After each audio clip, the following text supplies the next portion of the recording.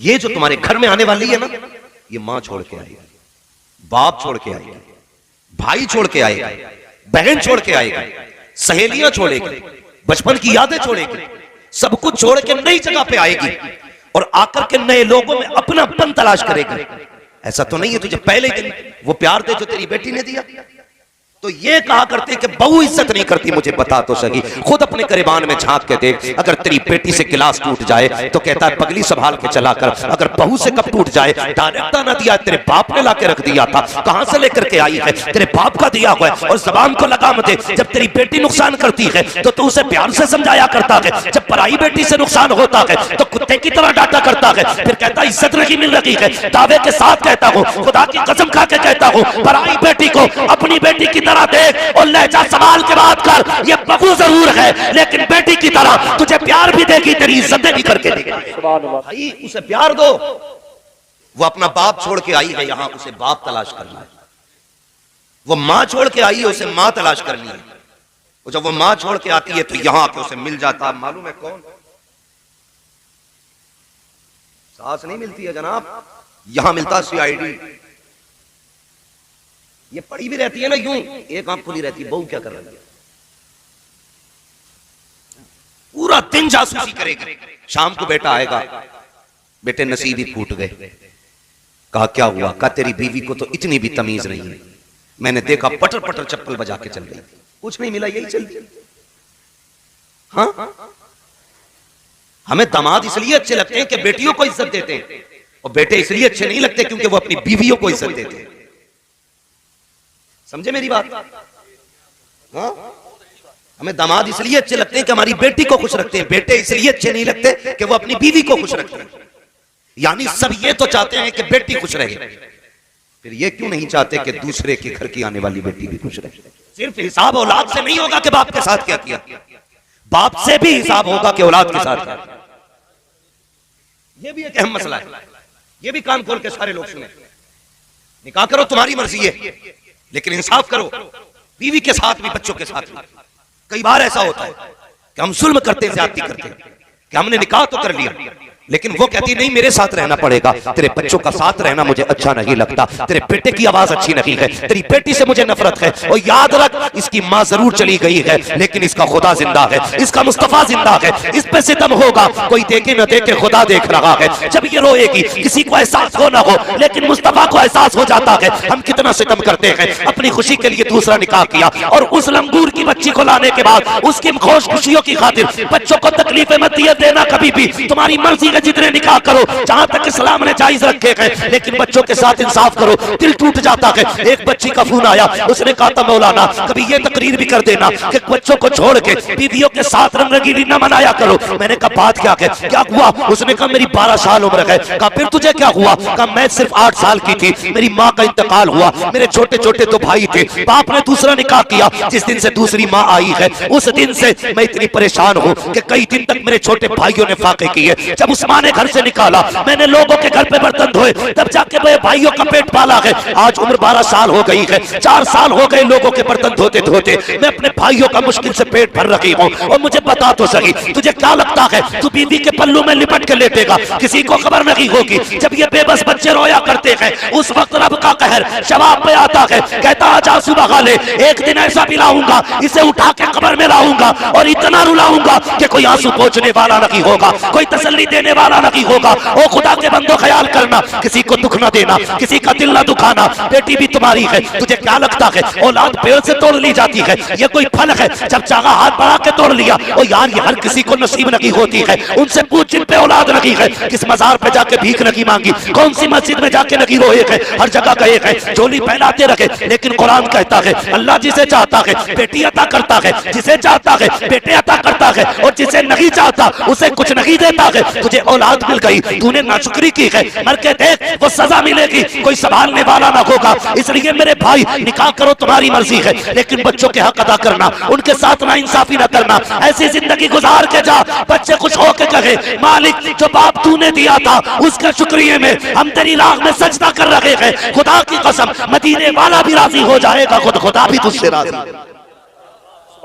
अपने अपने हक सितम ना कर, वरना वो दिन भी आएगा अल्लाह कब्र में जब गिराएगा। आज रो ना, कभी भाई आंसू पोंछ देता है, कभी माँ आंसू पोंछ देती है, लेकिन जब कब्र में रोएगा ना कोई आंसू पोंछने वाला नसीब नहीं, कोई तसल्ली देने वाला नहीं होगा, कोई संभालने वाला नहीं होगा। उसकी फिक्र कर, निकाह कर, तेरी मर्जी है, किसी पे सितम न करना, किसी पे जुल्म न करना। और जाओ इस महफिल में ये सोच के मत जाना कि हम अपनी बेटियों को जाकर के नसीहत करेंगे। भाई साउंड की थोड़ी आवाज खोल दें, इसकी आवाज बिल्कुल बंद हो गई है, ये मेरी आवाज बंद करने वाला है। हाँ तो ये नीचे वाली आवाज आप खोलें जरा, मेरी बात सुन। कोई ये सोच के ना तकरीर न सुने कि मैं अपनी बीवी को समझाऊंगा, ये सोच के मेरी बात सुनना कि हम अपनी बेटी को जाके समझाएंगे।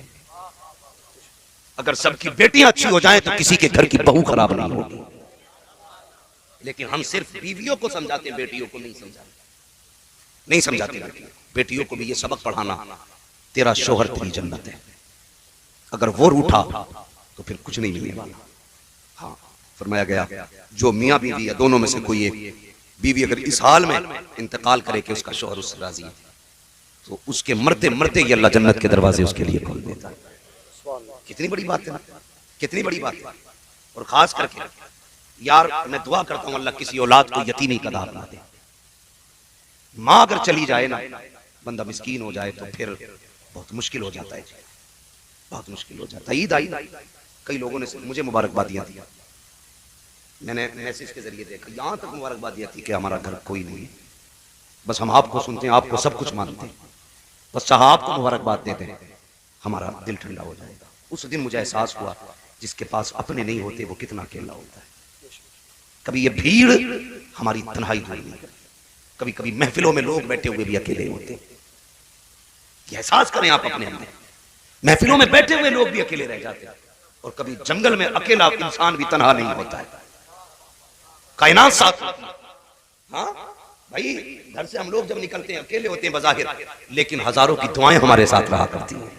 ऐसा लगता है अकेले नहीं, कोई भीड़ चल रही है।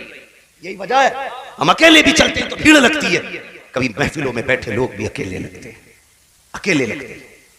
अल्लाह मैं तो दुआ करता हूं किसी को यतीमी का दाग न दे। तुम भी दुआएं मांगा करो, अल्लाह माँ बाप को सलामत रखना, माँ बाप को सलामत रखना। मैं अगर कोई घर में बीवी रखे हुए है, सौतेली माँ अगर किसी के घर में है, बुरा ना मानना, मैं सिर्फ असली माँ का एक एहसास दिलाना चाहता हूँ। सगी माँ क्या होती, वो क्या था, किसी शख्स की एक बीवी का जब इंतकाल हुआ उसके घर में बेटा मौजूद था, बेटा छोटा था, कुछ दिन गुजर गए, एक दिन उसने बेटे को बैठाया और बड़ी प्यारी बात कही, कहने लगा यार बेटे एक बात बता। कहा क्या? कहा तूने दोनों माएँ देखी है, सगी भी देखी है, सौतेली भी देखी है, ये बता कौन सी माँ तुझे अच्छी लगी? बच्चे ने कहा अब्बा ये क्या बताऊं, लेकिन इतना जरूर बताऊंगा, पहली वाली माँ झूठी थी, दूसरी वाली माँ सच्ची है। बहुत गौर से इस बात को सुनना। उसने कहा पहली माँ झूठी थी, दूसरी माँ सच्ची है।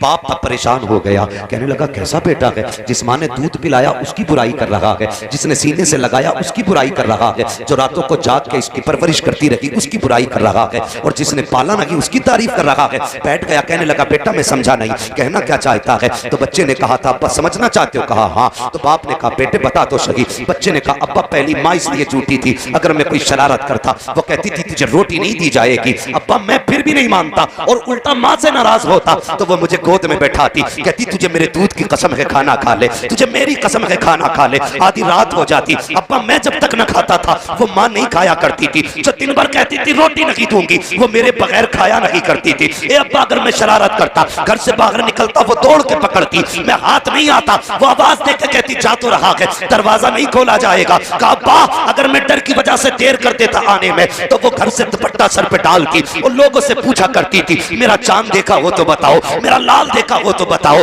अब्बा जी वो इनकार करने के बावजूद भी मुझे तलाश करती थी, लेकिन ये जो माँ आई है ये इतनी सच्ची है, अगर ये कह देती है कि तुझे खाना नहीं दूंगी, अगर कम शरारत भी करूं अब्बा मुझे रोटी नहीं दी जाती है, मैं इसके पैरों में बैठ के रोटी मांगता रहता हूँ। अब्बा मैंने कितनी रातें फाके से गुजारी है, तुझे क्या मालूम है कितने दिन मैंने बिना रोटी के रोजा रखा है। ए मेरे बाप तुझे क्या पता है, हल्की सी खता हो जाए दिन भर फाके से रहा करता हूँ, अगर मैं घर से निकलने लगूं कहती कहती है दरवाजा नहीं खोला जाएगा, अगर देर हो जाती है दरवाजा बंद कर देती है। ए मेरे बाप तुझे क्या पता है कितनी रातें मैंने सर्दी की दरवाजे पे काटी है। जो कहती है करके दिखाया करती है, और वो जो कहती थी कभी किया नहीं करती थी, इसलिए मैंने कहा है वो झूठी थी ये सच्ची है। कहा बेटे मामला क्या है, बाप की चीख निकली। उसने कहा बेटे बाप झूठ और सच की नहीं है, बात यह है कि जिस माँ का लाल होता है उसी माँ को दर्द होता है, जिसका लाल नहीं होता उसे दर्द नहीं होता। नारे तकबीर, नारे रिसालत, उलमाए अहले सुन्नत, मसलके आला हजरत, नारे तकबीर, नारे रिसालत। दुआ करना अल्लाह कभी माँ के बगैर जिंदगी ना दे। उनसे पूछो जिनके घर में माँ नहीं है। मैं जानता हूं हम ईद किसे कहते हैं, नुमाइश को, तमाशे को, मेले बाजारों को, नए कपड़ों को, नए जूतों को? नहीं, ये कोई ईद नहीं है। कसम खुदा की, जाओ देख लो जिनके घर में माँ नहीं है। अगर वो 10 लाख का सूट पहन के भी घर में कदम रखे और दुआएं देने वाली, झुर्रियों वाली, पेशानी वाली माँ नहीं होती ना, तो लाखों के जोड़े भी फीके लगते हैं। और घर में माँ बाप अगर मौजूद हो तो पैबंद लगे कपड़ों में भी ऐसा लगता है आज हजारों ईदें आ गई है। ये माँ बाप होते, ये माँ बाप होते यार। मैं जानता हूं, मैंने ईद के दिन लोगों को रोते देखा, ईद के दिन लोगों को रोते देखा। मैं मिला, मैंने पूछा रोने की वजह, उसने कहा सब कुछ है, सिवैये भी है, मीठा भी है, कपड़े भी है। मैंने कहा फिर किसी ने कुछ कहा नहीं? कहा नहीं इसलिए तो रो रहा हूं। मैंने कहा क्यों? कहने लगा काश आज माँ होती जो माथा चूम के कहती मेरे लाल किसी की नजर न लगे, तो फिर ईद हो जाती, फिर ईद होती है। यकीन करें माँ नहीं होती तो ईद भी फीकी रहती है, और माँ घर में हो तो हर दिन ईद होती है, बाप मौजूद हो तो हर दिन ईद होती है। हम कहते हैं ना माँ बाप मेरा सख्त है, बाप सूरज होता है और सूरज की फितरत गर्म होना है, लेकिन जिस दिन छुप जाए उस दिन अंधेरा हो जाता है, उस दिन अंधेरा हो जाता है। कभी बाप से नाराज मत होना, खुदा की कसम सबसे पहले बाप टूटता है। तेरे सख्त लहजे से बाप टूटता है, तेरी बेरुखी से बाप टूट जाता है। तूने चेहरा फेर लिया ना, उसे 28 साल की मेहनत लगाती है, उसे वो मजदूरी करके मंडी में खड़ा होना याद आता है। वो रोता ये सोच करके यार पड़ोसी ने पेड़ भी इसलिए लगाया था, गर्मी होगी तो इसके नीचे बैठूंगा। मैंने तो 28 साल अपना लाल पाला था, ये सोच के पाला था जब बुढ़ापे की लाठी सारी टूट जाएगी तब मेरा बेटा मेरा लाठी बनेगा, जब मेरी कमर दर्द करेगी मेरा बेटा मेरी कमर की ताकत बनेगा। आज इसने ही अकेला छोड़ दिया यार, फिर वो लाठी देख के रोता है कि इस बेटे से तो मेरी लाठी बेहतर थी, जो अपनी मर्जी से नहीं मेरी मर्जी से चला करती थी, जो कभी छोड़ के नहीं गई है। यार वो कहा था किसी ने, पेड़ उम्मीदों का ये सोच के काटा ना गया, फल ना आ पाएंगे इस पे तो हवा ही देगा। लोग फल ना पेड़ लगाते हैं साये की नीयत से, बाप औलाद पालता है मदद की नीयत से। कभी बाप को अकेला ना छोड़ना, अगर कमर झुकती दिखाई दे बगल में हाथ डालना, कहना झुकना नहीं, संभालने के लिए तेरा 28 साल का बेटा मौजूद है।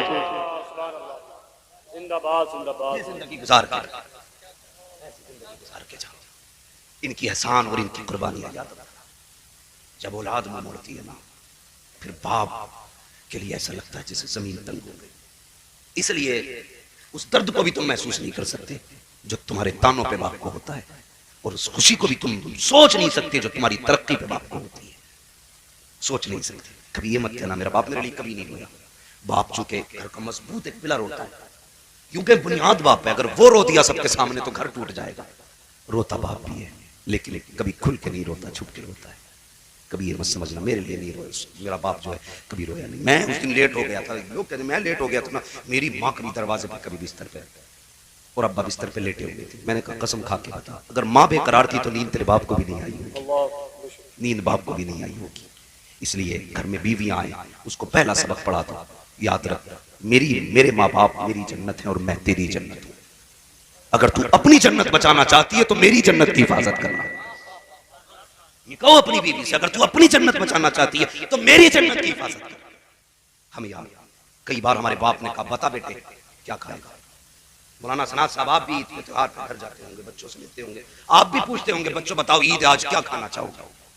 हर बाप अपनी औलाद से पूछता तेरी मर्जी का बनेगा। एक बार कभी बाप को खड़ा कर माँ को बैठा, फिर पूछ बताओ आज तुम्हारी मर्जी का बनेगा। कभी उनसे भी कहना तुम्हारी मर्जी का बनेगा, जो कहोगे वो बनेगा।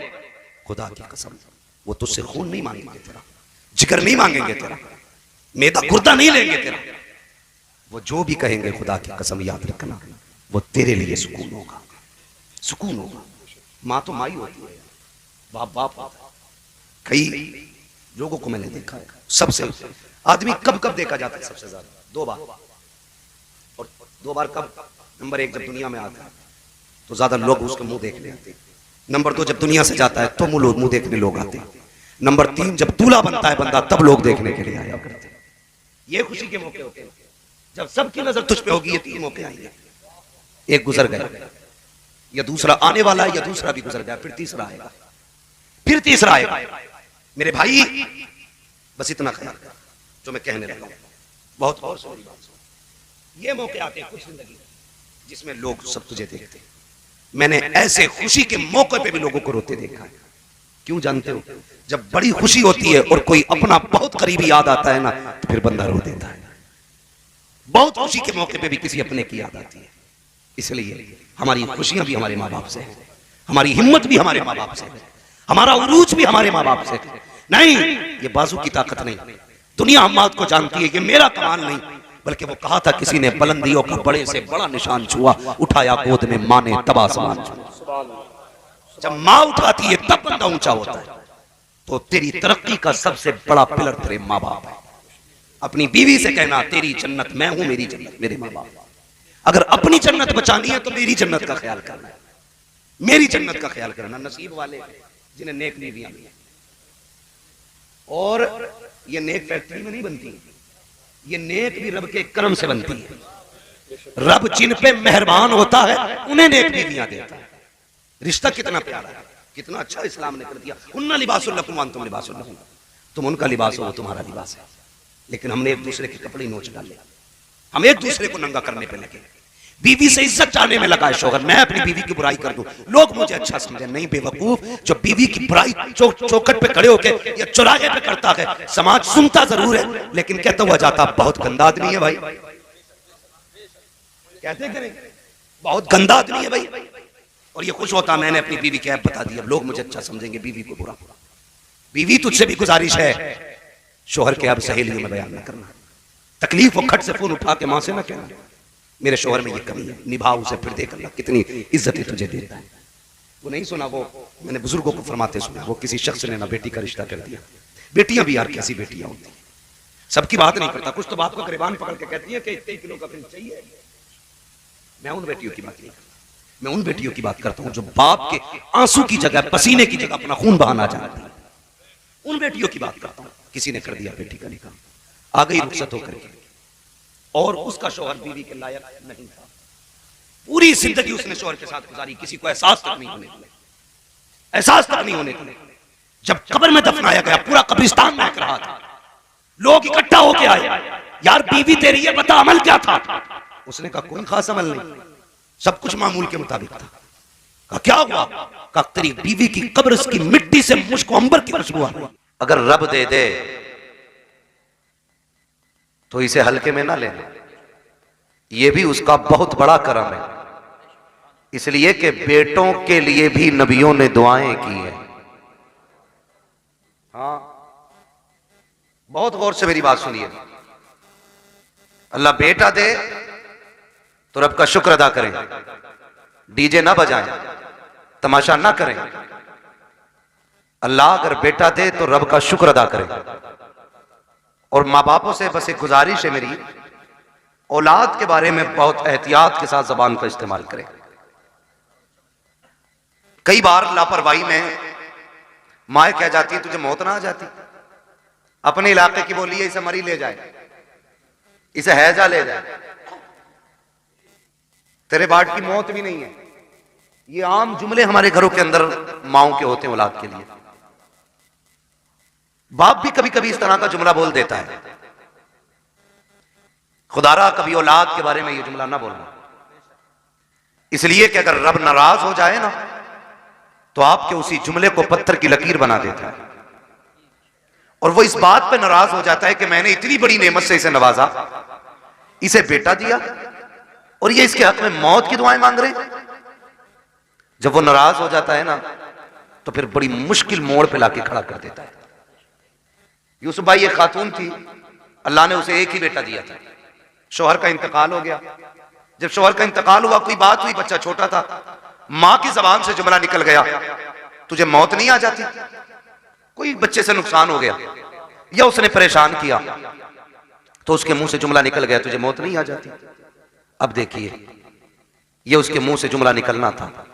18 साल बीत गए, 18 साल बीत गए इस जुमले को कहे हुए। लड़के की उम्र तकरीबन 22-23 साल हो गई। पढ़ लिख करके शानदार तालीम हासिल करके वो अच्छी नौकरी उसको मिल गई। माने का अच्छी दुल्हन भी लानी है, रिश्ता भी हो गया।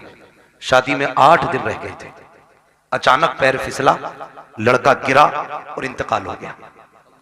अब मां जब रो रही थी दर्द के साथ ना, तो कोई उसके दर्द को बयान नहीं कर सकता। जब रात को सोई, किसी ने आके बताया अब क्यों रो रही है? ये वही है ना जिसे बचपन में तूने मौत की बद्दुआ दी थी, समझ ले तेरा वो जुमला आज हमने पूरा करके दिखा दिया है। अल्लाह बेटा दे या बेटी दे, जबान संभाल के आपको जुमलों का इस्तेमाल करना है। कभी लापरवाही में भी मौत की दुआ मत देना, इसलिए कि मां बाप की जबान से निकले हुए जुमले कभी कभी पत्थर की लकीर होते हैं। और हम इस लापरवाही में रहते हैं। अब तो आई गए, अब तो जिएगा ना 18 साल, अभी तो इससे हमारी नस्लें चलेंगी आगे। मैंने पहले ही कहा था अल्लाह कादिर मुतलक है, वो देना भी जानता है तो लेना भी जानता है। उसकी नेमतों का शुक्रिया अदा किया करो। और मां बापों से गुजारिश है कि बच्चों से प्यार से बात किया करो, बच्चों के सामने आपसी झगड़े ना किया करो। मियां बीवी के झगड़ों में बच्चे बर्बाद हो जाते हैं, मियां बीवी के झगड़ों में बच्चे बर्बाद हो जाते हैं। वो कहते हैं ना लोग के मियां बीवी एक गाड़ी के 2 पहिए होते हैं। अगर साइकिल के 2 पहिए कह लिए जी आए, तो बताइए अगर साइकिल का एक पहिया पंचर हो जाए तो साइकिल कैसे चलती? देखिए ना कभी चलती हुई, ना ड्राइवर महफूज रहता है ना साइकिल महफूज रहती है। और अगर दोनों ही पंचर हो जाए तो गाड़ी चलेगी? बोले नहीं चलेगी ना। तो आप अपनी जिंदगी को इस तरीके से गुजारें कि बच्चों पे आपकी वजह से गलत असर ना पड़े। और बच्चों की परवरिश स्कूल से नहीं होती, उनकी परवरिश और तरबियत मां से शुरू होती है। मां बच्चों का पहला स्कूल होता है। अच्छा, मां स्कूल है तो बाप की भी तो कोई जिम्मेदारी होगी नहीं। बाप की जिम्मेदारी है कि औलाद को हराम के लुक्मों से बचाए। यह बाप की जिम्मेदारी है, औलाद को हराम के लुक्मों से बचाए। इसलिए कि अगर खेती को गलत दवा लग जाती है तो फसल खराब हो जाती है, औलाद को हराम के लुक्मे मिलते हैं तो नस्ल खराब हो जाती है। ये आपको पहला ख्याल बाप को करना है कि उसे हलाल के लुक्मे खिलाने, और फिर तरबियत कैसी करनी है ये मां को सोचना चाहिए। मोबाइल उठाया दे दिया, खुद मौज में लग गई। औरतें भी बड़ी चालाक होती हैं इम्तियाज भाई, आप मुझसे बेहतर जानते होंगे। मेरे बड़े हैं, मैंने ये जुमला इसलिए कहा क्योंकि मामला क्या होता है, पूरा दिन घूमेगी मोहल्ले में और जब शाम को शोहर आएगा ना तो बच्चे के नोच लेगी। काम इसलिए नहीं किया, घूमने गई थी और नोच लिया। वो कहता है कि ये चारपाई यहीं पड़ी है, कहकर ये चुप है तब तो करूं, ये चुप है तब तो कुछ किया जाए। इसलिए जनाब हम तो पर्दे में रखते हैं, ना कहीं जाने का मौका मिलेगा ना काम अधूरा रहेगा। मेरा कहने का मतलब यह है कि मां और बाप दोनों को परवरिश पे उनकी पूरा ध्यान रखना चाहिए। इसलिए कि आपके एक लम्हे की लापरवाही आपके बच्चे की जिंदगी बर्बाद कर सकती है। पूरी बात नहीं बताऊंगा, डाकू सुल्ताना के बारे में सुना होगा। आखिरी फरमाइश में पूछा था क्या चाहते हो, मेरी मां को बुलाया जाए।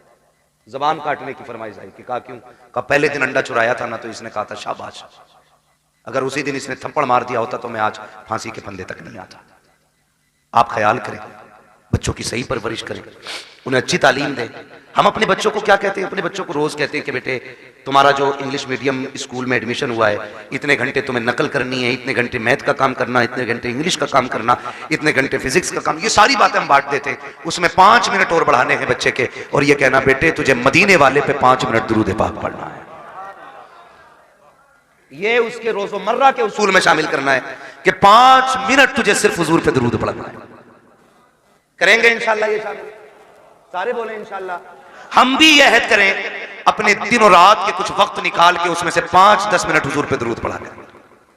हम ये नहीं कहते, हमारे अगर स्कूल जाने में बच्चे के 10 मिनट बाकी होते हैं ना बच्चा तैयार होकर आ जाता है तो अम्मा कहती है बेटे बैठ जा, टिफिन में 10 मिनट बाकी हैं। उससे कह दिया जाता है बेटे ये रहा मोबाइल, या सीरियल लगा दिया जाता है, बेटे तब तक तू सीरियल देख, तब तक न्यूज सुन, तब तक मोबाइल चला, उसके बाद तो हम नाश्ता देंगे, तुम स्कूल चले जाना। क्या कि अच्छा हो अगर 10 मिनट लेट हो नाश्ते की तैयारी में, टिफिन में 10 मिनट बाकी हो, माँ 100 दानों की तस्बीह ला के दे, कहते बेटे इस तस्बीह को एक मरतबा हुजूर पे दरूद पढ़ के पूरी कर ले, इधर दरूद भी हो जाएगा, नाश्ता भी तैयार हो जाएगा। और यार तुम्हें लगा हल्का काम हुआ है, नहीं साहिब ये हल्का नहीं बड़ा काम कर दिया है। अगर रोज तुम्हारा बेटा सुबह 10 बार हुजूर पे दरूद पढ़ेगा, 10 बार शाम को पढ़ेगा, जब ये दरूदों का गुलदस्ता मदीने वाले की चौखट पे जाएगा, कभी तो आका पूछेंगे ये किसका बेटा है जिसने हम पे दरूद पढ़ा है, ये किसका लाल है जो रोज दरूद पढ़ता है। फरिश्ते कहेंगे ये इम्तियाज बरकाती का बेटा है, ये मुफ्ती साहब का बेटा है, मोहम्मद अली फैजी का बेटा है, ये फला चेयरमैन का बेटा है, ये वसीम खान का बेटा है। जब उनकी चौखट पे तेरा नाम आ जाएगा,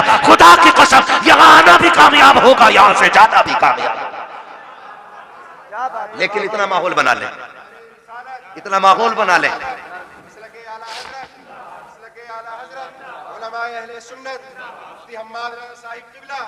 नारे तकबीर, नारे रिसालत। अभी मूड खराब हुआ था, वो देखा मैंने, एक तस्वीर देखी, मुस्लिम माँ है नकाब पहन के जा रही है, और कौन सा डे था, क्रिसमस डे था या कौन सा, अपने बच्चे को चूचू का मुरब्बा बना के ले जाए।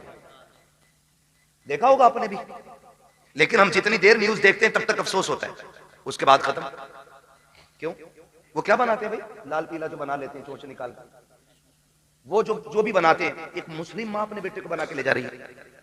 ये बताओ इसकी जिंदगी पे क्या असर पड़ेगा, क्या असर पड़ेगा? सोचा हमने? ये आगे चल के मुसलमान रहेगा? ख्याल करें हम लोग। हम IAS IPS बनाने के चक्कर में किधर जा रहे हैं? असल IAS IPS नहीं, असल बनाना है गुलाम मुस्तफा। हम जब अपने बच्चों को क्रिसमस डे पे एक अचूबा बना के लेके जाएंगे, हमारी नस्लों का क्या बनेगा? ये देखा होगा आपने, हालात देखी हमारी कौम के। वजह क्या है? वो किसी माँ ने, किसी टीचर ने स्कूल में अपने बच्चों से पूछा था, पूछते ही है टीचर क्या बनना चाहते हो? तो एक ने कहा था डॉक्टर बनूंगा, दूसरे ने कहा इंजीनियर बनूंगा, तीसरे ने कहा कलेक्टर बनूंगा, किसी ने कहा वकील बनूंगा।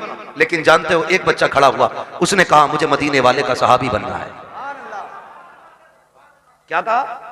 मदीने वाले का सहाबी बनना है। टीचर ने कहा बेटे ये कैसे हो सकता है, बता तो सही। इसने डॉक्टर बनने को कहा क्योंकि इसने डॉक्टरों को जाना है, इसने मास्टर की बात की क्योंकि ये मास्टर को जानता है। IAS IPS को इस दौर में हम लोग पाते हैं, इसलिए ये IPS बनना चाहते हैं। लेकिन तू बता, तू सहाबी रसूल बनना क्यों चाहता है? तुझे किसने बताया सहाबी रसूल कौन और क्या होता है? बच्चे ने बड़ी प्यारी बात कही थी, उसने कहा सुनिए टीचर, मेरी माँ मुझे उस वक्त तक सोने नहीं देती है जब तक हुजूर के एक सहाबी की कहानी नहीं सुना देती है, जब तक एक सहाबी का किस्सा नहीं सुनाती है। यार क्रिसमस डे पे अपने बच्चों को सेंटा क्रश बना करके स्कूल लेकर के जाने वालों, तुम्हारे बच्चे क्या बनेंगे खुद फैसला करो। अगर चाहते हो हमारे बच्चे सलाहुद्दीन अय्यूबी के सानी बने, मोहम्मद बिन कासिम का परतब बने, अगर तुम ये चाहते हो हमारे बच्चों के अंदर खालिद बिन वलीद का तेवर होना चाहिए, तो क्रिसमस डे पर उनको सेंटा क्रश ना बनाओ, उन्हें खालिद की कहानी सुनाओ, मोहम्मद बिन कासिम के किस्से सुनाओ, उन्हें अबू बकर की दास्तान सुनाओ, उन्हें उमर के किस्से बताओ। खुदा की कसम बेटा तेरा होगा, गुलाम मदीने वाले का बच्चा नजर आए। रोना आता अपनी कौम के हालात देखने पर। बुरा मत मानना, दावत दे के कह रहे आ जाना, हजरत बंगला है अपना, अरे सारे बंगले हजरत भी दिखागा। बंगला है, कह रहा शुक्र अल्लाह का 3 मील है, 2 राइस मील है, गन्ना मील है, आलू मील है। हमारी कौम के पास हवेलियां बनाने पैसे हैं लेकिन स्कूल बनाने पैसे नहीं है। अगर स्कूल हमारे होते ना तो हमें अपने बच्चों को कठपुतला नहीं बनाना होता। बेशक हक बात है, हक बात है। हाँ 2.5 लाख यार लड़के की शादी की आतिशबाजी में लगा देता बंदा। एक ने कहा दावत खाने जरूर जाऊंगा, 54 लाख का तो मैरिज हाल हुआ, मैंने आग लगे इसमें। 54 लाख का मैरिज हाल बनाया यार। एक ट्रस्ट तैयार करो, और ऐसे जो बेटों की शादियों में 54 लाख के मैरिज हाल कर रहे हैं वो 54 लाख उठा के स्कूल बनाने के लिए दे दो। ना कोई बेटी बेपर्दा होगी, ना कोई बेटा बेदीन होगा। सुनाओ बच्चों को कहानी, नबी ने तुमसे कितना प्यार किया है। वो यार सिर्फ उमर से प्यार नहीं था, सिर्फ अबू बकर से प्यार नहीं था, नबी ने तो मदीने की गलियों में टहलने वाले बच्चों से भी प्यार किया है। हुजूर सिर्फ अपने जवान सहाबा को वक्त नहीं देते थे, बच्चों को भी मेरे नबी अपना कीमती वक्त दिया करते थे। तुम नहीं जानते हो कितनी बार ऐसा हुआ है, सरकार गुजर के जा रहे हैं, बच्चे खेल रहे होते थे, आका दीवार से लग के खड़े हो जाते थे। जब तक बच्चों का खेल मुकम्मल नहीं हो जाता, सरकार वहां से हटा नहीं करते थे। सोचो तो सही, जब बच्चों को हुजूर का ये मोहब्बत कर आप नजरिया दिखाएंगे, उन बच्चों के सीने में हुजूर का इश्क कितना मौजन होगा। गलती हमारी है, हम खुद नहीं जानते इस्लाम की तारीख क्या है, हमारे नबी ने बच्चों से कितना प्यार किया है। आओ तुम्हें तारीख का एक वर्क पलट के दिखा दूं। मेरे नबी जब मस्जिद में जाया करते थे, बच्चे लाइन से खड़े हो जाते थे, असर का वक्त हो गया है, हुजूर आते होंगे, ज़ोहर का वक्त हो गया है, हुजूर आते होंगे। जब आका आया करते थे तो दौड़ के आका करीम की तरफ भागते थे,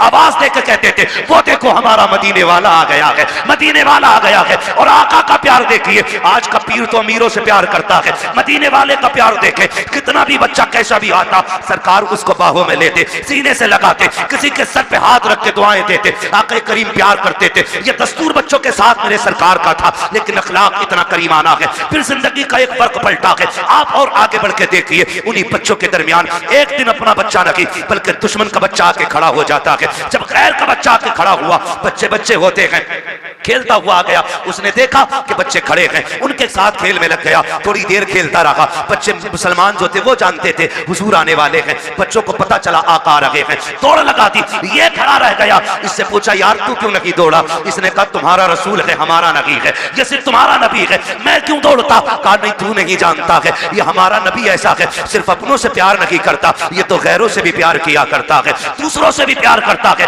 ये बात बच्चे ने सुनी, अच्छा असर में आएंगे फिर देखा जाएगा। असर का वक्त आया, मेरे नबी आए हैं, जैसे ही मुस्लिम बच्चों ने दौड़ लगाई, मेरा मदीने वाला आ गया है, ये खड़ा रह गया। एक ने कहा यार दौड़ता क्यों नहीं है, तू भी आ जा। दुश्मन का बच्चा दौड़ा, इसने भी कहा मेरा मदीने वाला आ गया है, मदीने वाला आ गया है। सुनिए, सबको आका खड़े होकर इस्तकबाल करते थे, लेकिन जब ये आया है, मेरे नबी ने घुटने जमीन पे रखे और यूं बाजू फैलाए हैं, ये दौड़ करके हुजूर के सीने से लगा, बस सीने से लगना था, इश्क सरकार दिल में उतरने लग जाता है। और क्यों ना उतरता, जुल्म देखी है कि नजरों ने घटा देखी है, लुट गया जिसने मोहम्मद की अदा देखी। नारे तकबीर, नारे रिसालत, उलमाए अहले सुन्नत, वाह वाह, बहुत खतीब अहले सुन्नत मुफ्ती हम्माद रजा साहब क़िबला। ये बातें बताओ ना बच्चों को, बहुत खूब। हमारे नबी कितना प्यार करते थे। सुने फिर जब इश्क हुआ, बहुत खूब। फिर मुअर्रिखीन ने लिखा, ये सहाबा के बच्चों से पहले आ जाता था। हुजूर नमाज पढ़ने के लिए आते, हुजूर अंदर जाते, ये हुजूर की नालैन उठाता, अपने दामन से रगड़ता और फिर सीने से लगा के खड़ा हो जाता था। बच्चा है, सीने से लगा के खड़ा हो जाता है, सीने से लगा के खड़ा हो जाता ना, सीने से लगा के रखता। हुजूर आते पेश कर देता, सरकार पहनते, दुआएं देते चले जाते। ये दस्तूर इसका रहा। सुने बहुत गौर से, यही दस्तूर इसका रहा। सर्दियां गुजर गई, गर्मी आ गई, तो मदीने शरीफ की गर्मी बड़ी सख्त होती है। गर्मी, अरब की गर्मी बड़ी मशहूर है। तो सहाबा के बच्चे दोपहर में नहीं आते थे, लेकिन इसको इश्क इतना हो गया था कि ये दोपहर में भी घर से निकल आता था। एक दिन अकेला आ गया, कोई नहीं आया। सरकार ने देखा अकेले आए हो, कहा जी।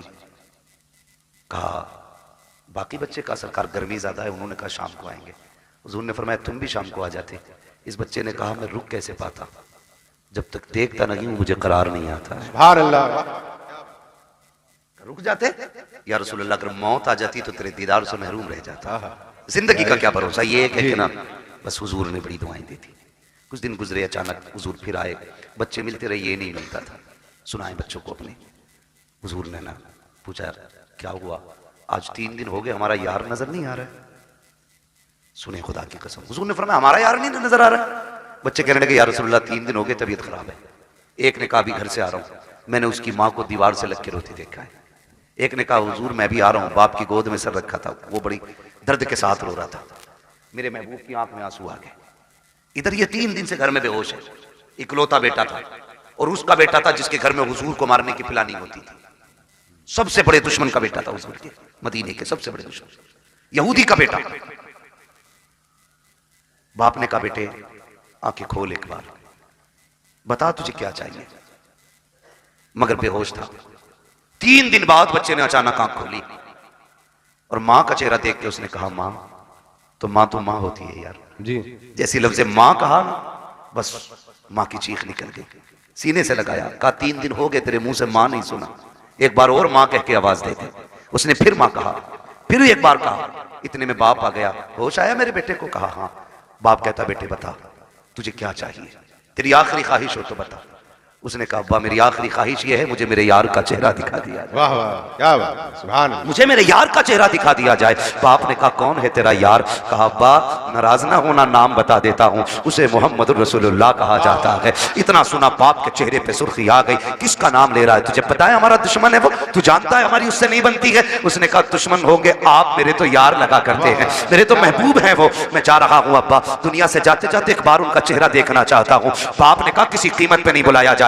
अल्लाह अकबर, इतना सुनना था। बेटे ने रोते रोते चेहरा फेर लिया। माँ ने कहा सुनो जी बेटा जाने वाला है, आखिरी बात तो इसकी मान ली जाए। उसने कहा अच्छा बेटे तू मेरा इकलौता बेटा है, चल जा रहा हूँ। बस ये कह के जैसी बाप चला ना उसके कदम रुक गए। बेटे ने फिर कहा पर रुक क्यों गए? का डर लग रहा है, दुश्मनी है, कहीं धक्का तो नहीं दे देंगे, भगा तो नहीं देंगे? बच्चे ने कहा नहीं बाप, जितना मैं जानता हूँ उतना तुम नहीं जानते हो, जाना तुम्हारा काम है, आना उसका काम है। ये कह के बाप को रुखसत किया। बाप इधर दरवाजे से निकला, उधर मदीने वाले कहते हैं चलो यार की खैरियत लेने चलते हैं। इधर हुजूर सहाबा के साथ चले, इधर बाप चला गए। अचानक इस बच्चे के जिस्म से रूह निकलना शुरू हो जाती है, आधे जिस्म से रूह निकल जाती है। माँ से कहता है माँ देख वो मेरा महबूब आ गया है, वो मेरा मदीने वाला आ गया है। माँ की चीख निकल जाती है, शहजादे ये क्या बात कह रहे हो? वो देखो दरवाजा खाली है, कोई नहीं आया है, चौखट पे कोई आहट भी नहीं है। कहा नहीं माँ मेरा महबूब आ रहा है। माँ ने कहा बेटे लगता है ये सकरात का आलम है, मौत का आलम है, चाकनी का वक्त है, इसलिए परेशानी में तुम ये कह रहे हो। कहा नहीं माँ मेरा महबूब आने वाला है। कहा बेटे अभी तेरे बाप गए हैं, वो इतनी जल्दी कैसे आ सकते हैं? कहा नहीं मेरा महबूब आ रहा है। कहा बेटे तू कैसे कह रहा है? बच्चे ने कहा था माँ ये हवा कह रही है मेरा यार आने वाला है, ये खुशबू बता रही है मेरा यार आने वाला है, ये मौसम कह रहा है वो आ रहे हैं। अभी ये कहते कहते उसने माँ से चेहरा फेरा था, इतने में सरकार ने कदम रखा। बच्चा मुस्कुरा के कहता है माँ देख वो मेरा मदीने वाला यार आ गया। क्या बात है, सुभान अल्लाह, बहुत खूब, अल्लाह अकबर, या रसूल अल्लाह, जिंदाबाद जिंदाबाद। हुजूर ने बच्चों से भी प्यार किया, हुजूर ने बच्चों से भी प्यार किया जी। हुजूर आ गए दौड़े। मोहम्मद अली भाई ने मदीना शरीफ देखा है, कई भाइयों ने मदीना शरीफ देखा हो, अल्लाह हमें भी मदीने की हाजिरी नसीब फरमाए। दुआएं मांगा करो यार, 4 लाख लगा के गोवा लंदन फ्रांस घूमने न जाया करो, अल्लाह तौफीक दे तो एक चक्कर हुजूर के मदीने का लगा के आओ। एक बार चले गए ना तो फिर किसी शहर जाने का मन नहीं करेगा, जब भी गुंजाइश होगी फिर सीधे मदीने जाना है जी। तो जहां से गुंबद खजरा नजर आता है ना वहां से दिल की धड़कनें बढ़ जाती हैं, आंसू बेख्तियार निकलना शुरू हो जाते हैं, क्योंकि बेसहारों को अपना सहारा नजर आ जाता है। यही वजह है ना, बेसहारों को अपना सहारा नजर आ जाता है। दर्द के मारों को कोई मसीहा दिखाई देता है तो रोने लग जाते हैं, दौड़ लग जाती है, लोगों की रफ्तारें बढ़ जाती हैं। मगर सलाम करो इस बच्चे के मुकद्दर को, हुजूर ने देखा ना, इसने उठना चाहा उठ ना सका, दौड़ लगा दी मेरे नबी ने, और दौड़ के ना उसके सर के नीचे अपना बाजू लगा दिया। बाजू लगाया ना, उसने चेहरा देखा, कहने लगा यारी तो सच्ची है ना, यारी तो सच्ची है ना घर की? मेरे नबी ने मुस्कुरा के कहा हाँ सच्ची है। कहने लगे उसका कुछ सिला मिलेगा? फरमाया मेरा कलमा पढ़ ले फिर तुझे इसका फायदा मिलेगा। उसने माँ की तरफ देखा, माँ तेरी क्या राय है? माँ कहने लगी जिसकी मोहब्बत में दुनिया से जा रहा है फिर आखिरी बात भी उसकी मान के यारी पे कील ठोक के चला जा। वाह वाह क्या बात है, आखिरी कील भी ठोक दे। बेटे ने पढ़ा ला इलाहा इल्लल्लाह, इतना कलमा शरीफ मुकम्मल हुआ, उधर रूह निकल जाती है। हुजूर छोड़ के चले, बाप बड़ा जालिम था जी। कहने लगा सिर्फ बच्चे को लेके जाइए अब अपने साथ। कहा क्यों? कभी हमारा नहीं रहा, कलमा पढ़ लिया तो तुम्हारा ही हो गया।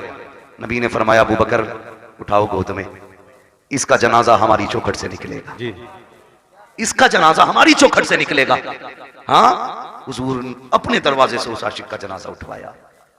जब जनाजा चलने लगा, हजरत उमर फारूक आजम फरमाते हैं हुजूर पंजों के बल चल रहे थे, और दफन के बाद हजरत उमर ने डरते डरते पूछा महबूब वजह क्या थी? 2 बातों का सवाल किया। क्या वजह थी? कहा क्यों? का मौसम सर्दी का था, आपके माथे से पसीना टपक रहा था और पंजों के बल चल रहे थे। मेरे महबूब ने बड़ी प्यारी बात कही, का मेरे यार के जनाजे में इतने फरिश्ते आए थे कि पैर रखने की जगह। वाह वाह क्या बात है, जान दे दो वादे दीदार पर, नकद अपना दाम हो ही जाएगा, बेनिशानों के निशान मिटते नहीं, मिटते मिटते नाम हो ही जाएगा। है रजा हर काम का एक वक्त है, दिल को भी आराम हो ही जाएगा। वाह वाह बहुत। कहने लगे इतने फरिश्ते आए थे। कहा हुजूर ये सर्दी में पसीना, कहने लगे जब उसको कब्र में लिटाया ना, उसने जमानत मांगी थी, मेरे पसीने के कतरे उसकी बख्शिश की जमानत बन रहे थे, बख्शिश की जमानत बन रहे थे।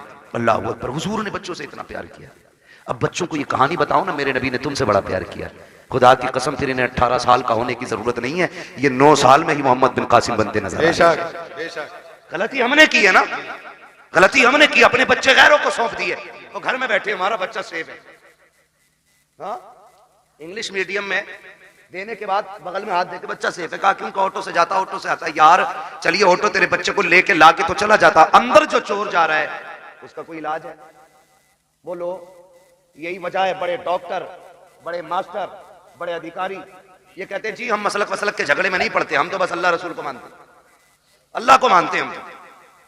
ये कह के ईमान का जनाजा निकाल लेंगे, दीनदारी खत्म हो जाती है। खुदारा अपने बच्चों को दीन सिखाइए, शरीयत सिखाइए, अपने बच्चों के लिए अपने स्कूल बनाइए। बनाएंगे इंशाल्लाह, ये काम करें। मैं चेयरमैन साहब से आपकी तरफ से ये गुजारिश करूंगा कि आप लोग आगे बढ़ के इस काम को आगे बढ़ाएं, ताकि हमारे बच्चों का फ्यूचर भी महफूज हो सके और उनकी आखिरत भी महफूज हो सके। बिल्कुल, ये सबसे ज्यादा जरूरी बात है जो हमें अपने बच्चों के लिए करनी है। तो करना क्या है? अपने बच्चों को हुजूर के सहाबा की बातें बतानी है। कोई बड़ा काम नहीं है, रोज किसी एक सहाबी की बात बतानी है। कोई किताब ना हो, सीरतुल मुस्तफा ले आओ, ये किताबों का एक एक फर्क पढ़ के बच्चों को सुनाइए। हमारे बच्चे मुसलमान बनेंगे, मुसलमान बनेंगे। वरना लोग कहते थे छोड़ो यार मौलवियों की 1400 साल पुरानी बातें, इन बातों में ना पड़िए। मौलवी की बातें 1400 साल पुरानी जरूर है, लेकिन हमारे बुजुर्गों ने फरमाया घर नया बना लेना, कपड़े नए बना लेना, लेकिन दीन 1400 साल पुराना ही रखना है। बेशक, दीन 1400 साल पुराना ही होना चाहिए। इसलिए बेटा पैदा हो तो क्या करना है? अल्लाह और उसके रसूल को राजी करने वाले काम करना है। जी ठीक है, अल्लाह और उसके रसूल को राजी करने वाले काम।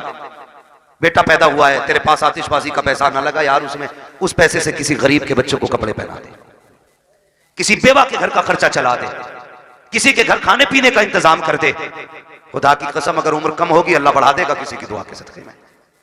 और जो चीजें दवाओं से नहीं बदला करती वो दुआओं से बदल जाया करती है। इसलिए कोशिश यही करें कि अल्लाह और उसके रसूल को राजी रखना है, अपने बच्चों की लंबी जिंदगी की दुआएं करनी है। एक आखिरी बात और कह जाऊं मैं, आखिरी बात मुफ्ती साहब ये है कि आप जो है ना किसी बाबा के पीर के तावीज के चक्कर में ना रहना जी। ये आखिरी बात मेरी है। जब 17 साल का बेटा कह रहा तेरी नहीं माननी, अपनी मर्जी से ब्याह करूंगा, तो कह रहा मेरे घर फला हजूर आ जाए, मेरे बेटे की तकदीर बदल दे। जी, मेरी बात कान खोल के सुन लें आप बहुत गौर से। ये जो मामलात बिगड़ रहे हैं ना, ये किसी बाबे की तावीज से संवरने वाले नहीं है। मैं तावीज का मुनकिर नहीं हूं, लेकिन इब्तदाई गलती हमने की है। 2 पानी बड़े कीमती हैं, एक वो जिससे फसल अच्छी होती है, एक वो जिससे नस्ल अच्छी होती है। जिससे फसल अच्छी होती है उसे समर का पानी कहते हैं, ट्यूबवेल का पानी कहते हैं, बोरिंग का पानी कहते हैं, और जिससे नस्ल संवरती है उसे आंखों का पानी कहते हैं। उसे आंखों का पानी कहते हैं जिससे नस्ल संवरती है। आप कहेंगे कैसे? गलती हमसे कहां हुई है? सुने, हम तो रात को 12 बजे तक मोबाइल चला के देख के सो गए, 8 बजे सुबह को सो के उठे। बच्चों पे क्या गुजरी है, क्या जिंदगी है, कोई मतलब नहीं है। याद रखिएगा, अगर आप ये चाहते हो बच्चों का फ्यूचर अच्छा हो, इनकी जिंदगी अच्छी हो, तो सिर्फ मियाओं के सहारे ना रहना, बाबाओं के सहारे ना रहना, दरबारों के सहारे ना रखना। रात को 3 बजे उठना, मुसल्ले बिछाना, रो के रब को दिखाना, फिर बेटे की जिंदगी की खैरात मांगना। खुदा की कसम अगर रो के मांगोगे वो तेरे बेटे को आलिम भी बनाएगा, अगर रो के दुआ मांगोगे तेरे बेटे को कारी भी बनाएगा, अगर रो के दुआ मांगोगे तेरे बेटे को मुफ्ती भी बनाएगा, अगर रो के दुआ मांगेगा तेरे बेटे को खतीब भी बनाएगा, अगर रो के दुआ मांगेगा खुदा तेरे बेटे को वली भी बना देगा, जन्नती भी बना देगा। बेशक बेशक, हक है बहुत। अल्लाह अकबर, या रसूल अल्लाह, जिंदाबाद जिंदाबाद जिंदाबाद जिंदाबाद। जब से हमने रातों में रोना छोड़ दिया, हमने अपनी औलादें खो दी, हमने अपनी औलादें खो दी। रोना सीखो, रातों में उठ के रोना। रब बड़ा करीम है, बड़ा करीम रब है, लेकिन याद रखिएगा सिर्फ ये सोच करके गुनाह ना करते रहिएगा कि वो करीम है, उसके कहर से भी डरते रहना। मेरे महबूब ने फरमाया बेवकूफ है वो शख्स जो गुनाह करता है और सोचता मैं बख्श दिया जाऊंगा, इस उम्मीद पे गुनाह करता रहता कि बख्शा तो जानी, बेवकूफी करता वो बंदा। फरमाया गुनाह हो जाया तो करे तो डरा करो, उससे तौबा भी कर लिया करो, माफी भी मांग लिया करो। हमने आना ही छोड़ दिया। नौजवानों, सबसे बड़ी गलती हमने की है, हमने अपने रब की बारगाह में आना छोड़ा है। रब की बारगाह में आना छोड़ा है, ये सबसे बड़ी गलती की आदत बनाओ। गारंटी है मेरी, पीर साहब आ जाते इतने वो से पहन ला रहा कि फूंक दियो। क्यों? आईएएस का एग्जाम है, अगर फूंक में इतना ही दम होता इसकी तो इसके सारे बेटे आईएएस होते। हक बात। अगर लगे किसी की बुरी लगने तो भाई, मेहनत भी कोई चीज होती है। जी बिल्कुल। रात भर गेम खेल पबजी, हजूर ने कलम फूंकी दिया है। अब्बा भी कुछ नहीं कह रहा कि पीर साहब पेन पे दम कर गए, खेल बेटे पबजी, पीर साहब तो पास कराएंगे। पीर साहब से खुद नाम लिखना नहीं आता है जी। हाँ, मुफ्ती साहब कह रहे हैं 2 अक्टूबर को 2 कबूतर लिखे बैठा है। हालात ऐसे ही है। तो पीर साहब से खुद नहीं आता लिखना, उसने कलम फूंक दिए। अब जो रिजल्ट आया ये फेल से भी बदतर फेल हुआ जी। एक बात याद रखिए, नेचर भी कोई शय है कि नहीं जी। फितरत भी कोई चीज है कि नहीं। मैं कहूं ऊपर से सर के बल गिर जाओ, कुछ नहीं होगा, बिस्मिल्लाह पढ़ के गिरो, तो कोई कहेगा पागल है क्या, नीचे पत्थर है, बिस्मिल्लाह पढ़ के कुदारा फूटना तो है ही है। अल्लाह ने कह दिया कि प्लेन के आगे खड़ा होइए बिस्मिल्लाह पढ़ के जी। उसने ये टहले क्यों दिए थे 2? ये टीपने के लिए दिए थे, देख के चलना काटा ना लगे जी। ये टीपने के लिए दिए थे। और तुमने क्या किया? ये बंद करके कह रहा पास हो जाएगा, पीर साहब फूंक गया। पीर साहब खुद अंगूठा लगा के काम चला रहे आज तक। मुट्ठी भर के पैन दम कर दो यार, गलती की है तूने। दम गरम कराने के लिए गया था, क्या कि अच्छा होता 5 वक्त की नमाज पाबंदी से पढ़ता, कामयाबी की दुआ सजदे में सर रख के मांगता। वो तो ये कहता कि नादान तुझे क्या पता है तेरे रब की रहमतें तुझसे कितनी करीब है। जब दुनिया सो गई थी उठ जाता, मुसल्ला बिछा देता, तो सजदे कर देता अपने रब को, तो आंसू निकाल लेता, रो के दिखा देता मैं तेरे 40 साल के गुनाह माफ करके तुझे तो आंसुओं के बदले में जन्नती बना दे। बेशक बेशक, बहुत खूब, वाह वाह। तुझे मनाना ही नहीं जी। आया। पीर साहब बख्शवाएंगे, पता चला पीर साहब के अंदर खुद लठियां चल रही हैं, ऊपर फूल चल रहे हैं और नीचे लठियां चल रही हैं। मैं पीरों का मुखालिफ नहीं, लेकिन तुमसे गुजारिश करता हूं, मेरे नबी अपनी बेटी के घर आए। कौन बेटी? वो बेटी जिसे सैयदा तैयबा ताहिरा आबिदा जाहिदा तकिया नकिया जकिया हजरत सैयदा फातिमा ज़हरा कहा जाता है। जी वाह वाह, सुभान अल्लाह। उस बेटी के बहुत घर खूब। घराना छोटा नहीं है जी। दिमाग लगाओ। फातिमा जन्नती औरतों की सरदार, सरदार, वाह। बेटे जन्नती जवानों के सरदार, शौहर वलियों का सरदार, बाप नबियों का सरदार। जी बेशक, हक है। घराना छोटा नहीं है, नहीं। हर एंगल से देख सकते हो, जी किसी भी एतबार से देखो मुमताज है। जी। लेकिन हुजूर आए, कौन है? मंदक कलबाब, दरवाजा किसने बजाया? मेरे नबी ने फरमाया अना मोहम्मद रसूलुल्लाह। सुभान अल्लाह। बेटी हम तुम्हारे बाप हैं। सैयदा का जवाब सुनिए, क्या कहती है? कहती है अब्बा अकेले हैं कि कोई साथ में? जी। तवज्जो है भाई, अकेले हैं या कोई साथ में? खातून जन्नत ने जब इतना कहा बेटी साथ में है मेरे कोई, कहा फिर ठहर जाइए, अपनी चादर मुझे दे दीजिए। वाह। चादर ओढ़ी, हुजूर अब आ जाइए। आका अंदर तशरीफ लाए। बेटी क्या बात, चादर क्यों मांगी? कहा अब्बा जी आज मेरी चादर में जो पैबंद खुल गया है ना, उसमें पैबंद लगाने के लिए भी कोई कपड़ा नहीं है। वाह। खड़ी हुई और गिर गई। हुजूर ने संभाला, क्या हुआ बेटी? कहने लगी आज 7 दिन हो गए फाके से, कमजोरी इतनी है खड़ा नहीं हुआ जाता। मेरे महबूब की आंख में आंसू आ गए। और बेटी तो बेटी होती है, हर बाप को प्यारी होती है, और फिर वो मेरे नबी की बेटी जिसके बारे में कहा था मेरी फातिमा मेरे जिगर का टुकड़ा है। हुजूर के हाथ उठ गए, मालिक मेरी फातिमा को कभी इतनी कमजोरी न देना। और उसके बाद बेटी का चेहरा देख के फरमाया बेटी भूख का एहसास है ना, उठा मुसल्ले का कोना। खातून जन्नत फरमाती मैंने मुसल्ले का कोना उठाया ना, उसमें हीरे जवाहरात रखे थे। मेरे बाप ने मुझसे कहा बेटी उठा ले जितना चाहे, लेकिन ख्याल करना रब नाराज ना हो जाए। इतना सुना खातून जन्नत ने कोना छोड़ दिया। कहने लगी अब्बा मुझे दुनिया की दौलत से अपने रब की रजा ज्यादा प्यारी है। वाह वाह, सुभान अल्लाह। दुनिया की दौलत से अपने रब की रजा प्यारी है। अपने रब की रजा ज्यादा प्यारी है। भाई मुझे बता तो सही, जरा दिमाग लगा के सोचा करो, थोड़ा ठंडे दिमाग से सोचो, हम किधर चलने लगे यार, किधर जा रहे हैं? अपने रब से प्यार करो, वो बड़ा करीब है, उससे मांगने के आदि बनो। रातों को उठ के बच्चों के लिए दुआएं मांगा करो, वो बड़ा नवाजने वाला है। एक दिन ना बाबा फरीद गंज शक्कर रहमतुल्लाह तआला अलैह घर आए। वो कहने लगे अम्मी अपने बेटे का कमाल देखा? कहा क्या? का जो चेहरा देख लेता मुसलमान हो जाता है, जो चेहरा देख लेता वो मुसलमान हो जाता है। मां मुस्कुरा के कहने लगी फरीद तेरा कमाल नहीं हमारा कमाल है। जी बेशक। मैं बता रहा हूं आंसू कितने कीमती होते हैं। तुम्हारा कमाल नहीं हमारा कमाल है। अभी आपका क्या कमाल है? चेहरा मेरा देखते लोग मुसलमान हो जाते। तो कहा था, मां ने कहा था बेटे फरीद कोई रात ऐसी नहीं जाती थी जिस रात में तेरी माँ ये दुआ नहीं करती थी अल्लाह मेरे बेटे का चेहरा ऐसा बना दे जो इसे देख के मुसलमान हो जाए। बेशक, वाह वाह सुभान अल्लाह। हमने बेटों के लिए दुआ करनी छोड़ दी जी। और बेटा भी टांगे फैला के सो रहा। भाई कोशिश करें, मेहनत करें, अल्लाह मेहनत का फल देता है। हुजूर की हदीस है मन जद्दा वजदा, जो कोशिश करता है वो पा लेता है। जी हमने तो कोशिश ही छोड़ दी ना। बिल्कुल। हम तो ये सोच रहे हैं बख्शवांगे भी हजूरी। हजूर से मुराद ये चक्कर लगाने वाले पीर साहब, जीम से बोल रहा हूँ, जीम से बोल रहा हूँ, ये 6 माही फसलाना पीर साहब जितने भी हैं हर 8वें दिन आके बैठ जाए। एक तो कह रहा हमारे हजूर अल्लाह का करम 8 दिन हमारे घर रहते हैं। मैंने और 16 दिन जब फाके बोल लगे तब मरिए। थोड़ा सा ख्याल करें भाई, पीरों से भी गुजारिश है जरा कम चक्कर लगाया करो भाई, और मुरीदों से भी गुजारिश है खिदमत से ज्यादा इबादत पे। जी हजरत गलती हुई है। इम्तियाज भाई कह के जा रहा हूँ, आपके यहाँ पे बुरी लगे भली लगे, कुछ पीरों ने बेड़ा गर्क कर रखा है कौम का। कुछ पीरों ने बेड़ा गर्क कर रखा है। बिल्कुल हक है। हाँ, एक तो ये कह रहा पीर है ना मुझे मानो तो फिर अल्लाह को मानने की जरूरत क्या? अस्तगफिरुल्लाह अस्तगफिरुल्लाह।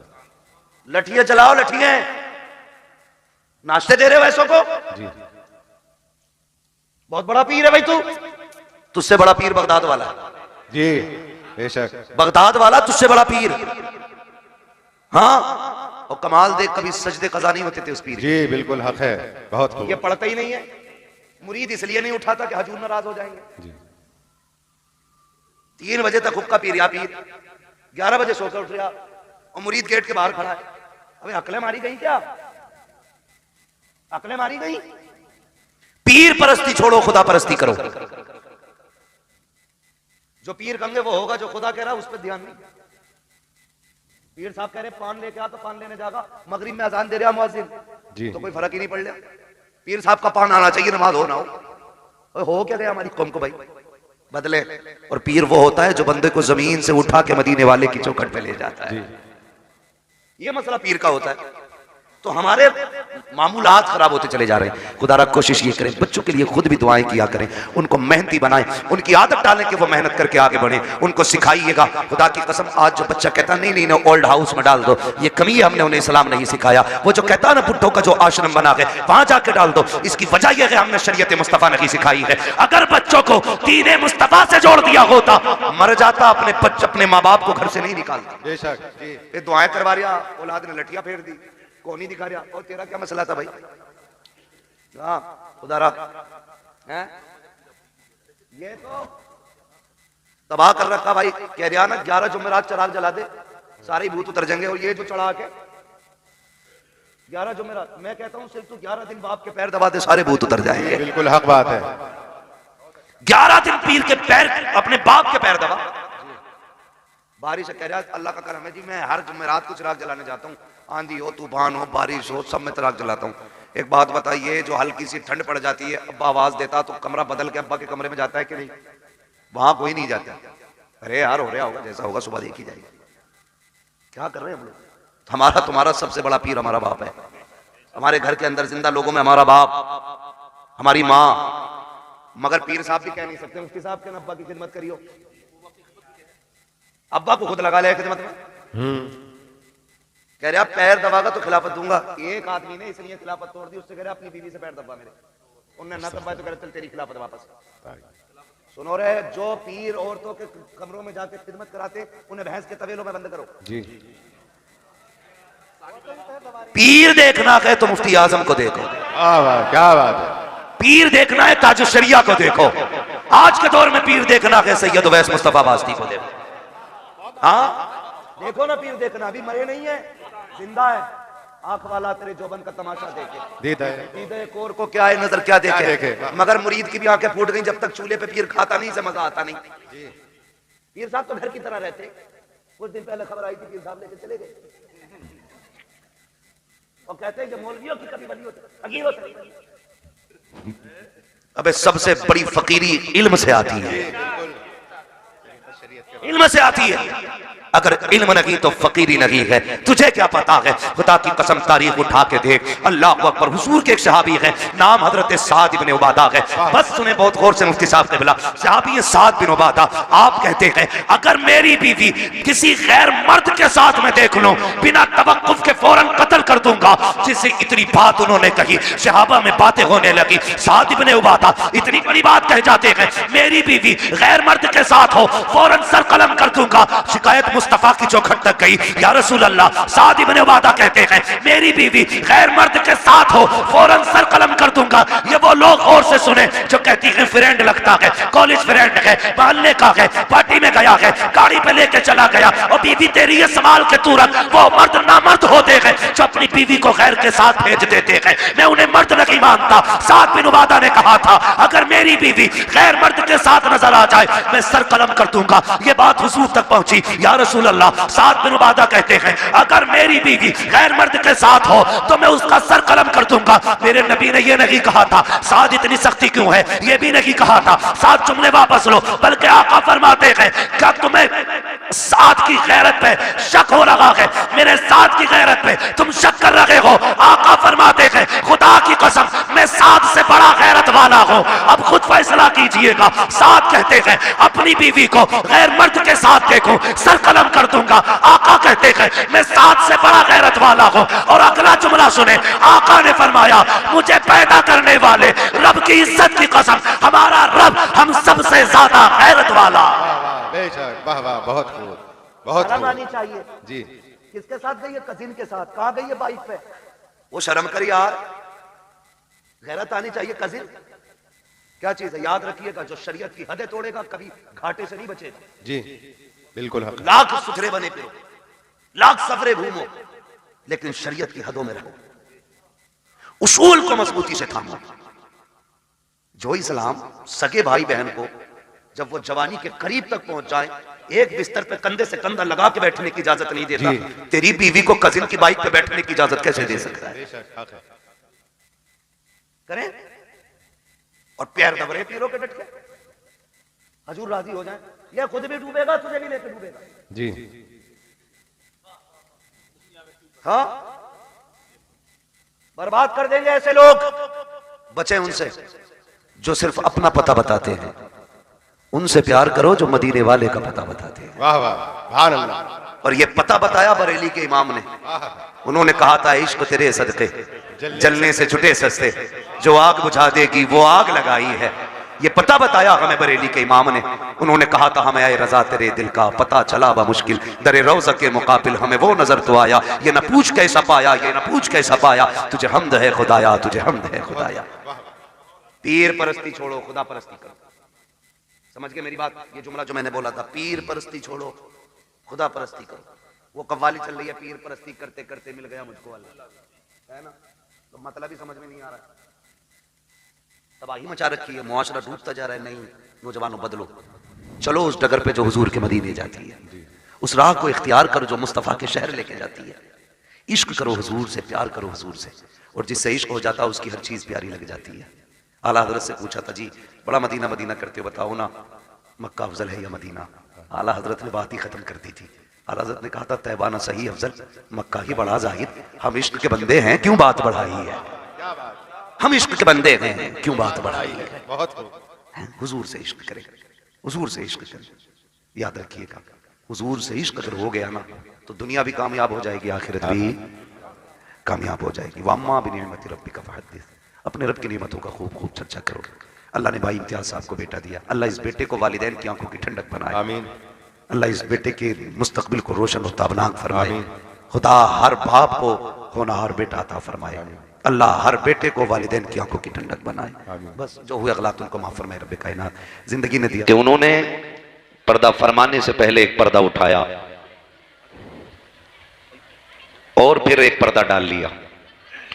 उन्होंने कहा था अख्तरे कादरी खुल्द में चल दिया, खुल्द वहां है हर एक कादरी के लिए। सुभान अल्लाह। मगर एक पर्दा उठा के गए, वो कहने लगे मैं आप लोगों को उवैस मियां के हवाले करता हूं। जानते हो ये कुतुब की बोली है। सुभान अल्लाह। जो नहीं माने वो अब उसकी मर्जी है, लेकिन खुदा की कसम जो बरेली शरीफ में आज आराम कर रहा है, जिसे दुनिया ताजुश शरिया कहती है, वो अपने वक्त के कुतुब हैं। सुभान अल्लाह। और उन्होंने फरमाया था, मैं आपको उवैस मियां के हवाले कर रहा हूं। यही वजह है मेरे मुर्शिद बैत का नाम ताजुश शरिया है, सुभान अल्लाह। मेरे मुर्शिद खिलाफत का नाम सरकार उवैस मुस्तफा। मैं ये बात बड़ी बेबाकी के साथ कह देता हूं कि आज भी अगर खानकाही निजाम कहीं नजर आता है तो बिलग्राम शरीफ में नजर आया करता है। सुभान अल्लाह। बिलग्राम शरीफ में आज भी खानकाही निजाम नजर आया करता है। ये वो जमीन है जहां तबीयतें भी सवारी जाती हैं और आदतें भी सवारी जाती हैं। सुभान अल्लाह। सुभान। सरकार तशरीफ लाए, हजरत अल्लामा मौलाना कारी असनाद साहब क़िबला और इनके जुमला रुफ़क़ा की मेहनतें रही। सरकार अलील हैं, ये हम जानते हैं अच्छी तरह, मगर सरकार फिर भी इस बीमारी के बावजूद तशरीफ लाए। यकीनन ये सुगरवी सादात का करम है कि उन्होंने अपने शहजादे को हमारे बीच भेजा है, हमारे बीच भेजा है। अल्लाह ताला हजरत को उम्र खिज़्र अता फरमाए। मैं बात अर्ज कर रहा था, इजाजत हो तो बात बढ़ा लो, चले आगे। जरा कह दें या रसूल अल्लाह, या रसूल अल्लाह, जोर से कह दें या रसूल अल्लाह, या रसूल अल्लाह। तो हालात ऐसे हमारे, एक मजार पे 70-70 चादर, सारा जोर मेलों पे लग गया, पूरी ताकत हमारी कौम की उर्सों पे लग गई। उर्स बुरी चीज नहीं है, उर्स अच्छी चीज है, लेकिन उर्स के तरीके पे होनी चाहिए, उर्स के तरीके पे होनी चाहिए। जिसे देखो चादर लिए जा रहा है, नंबर नहीं लग रहे, चादर इतनी ऊंची हो गई कि हाथ नहीं जा रहे।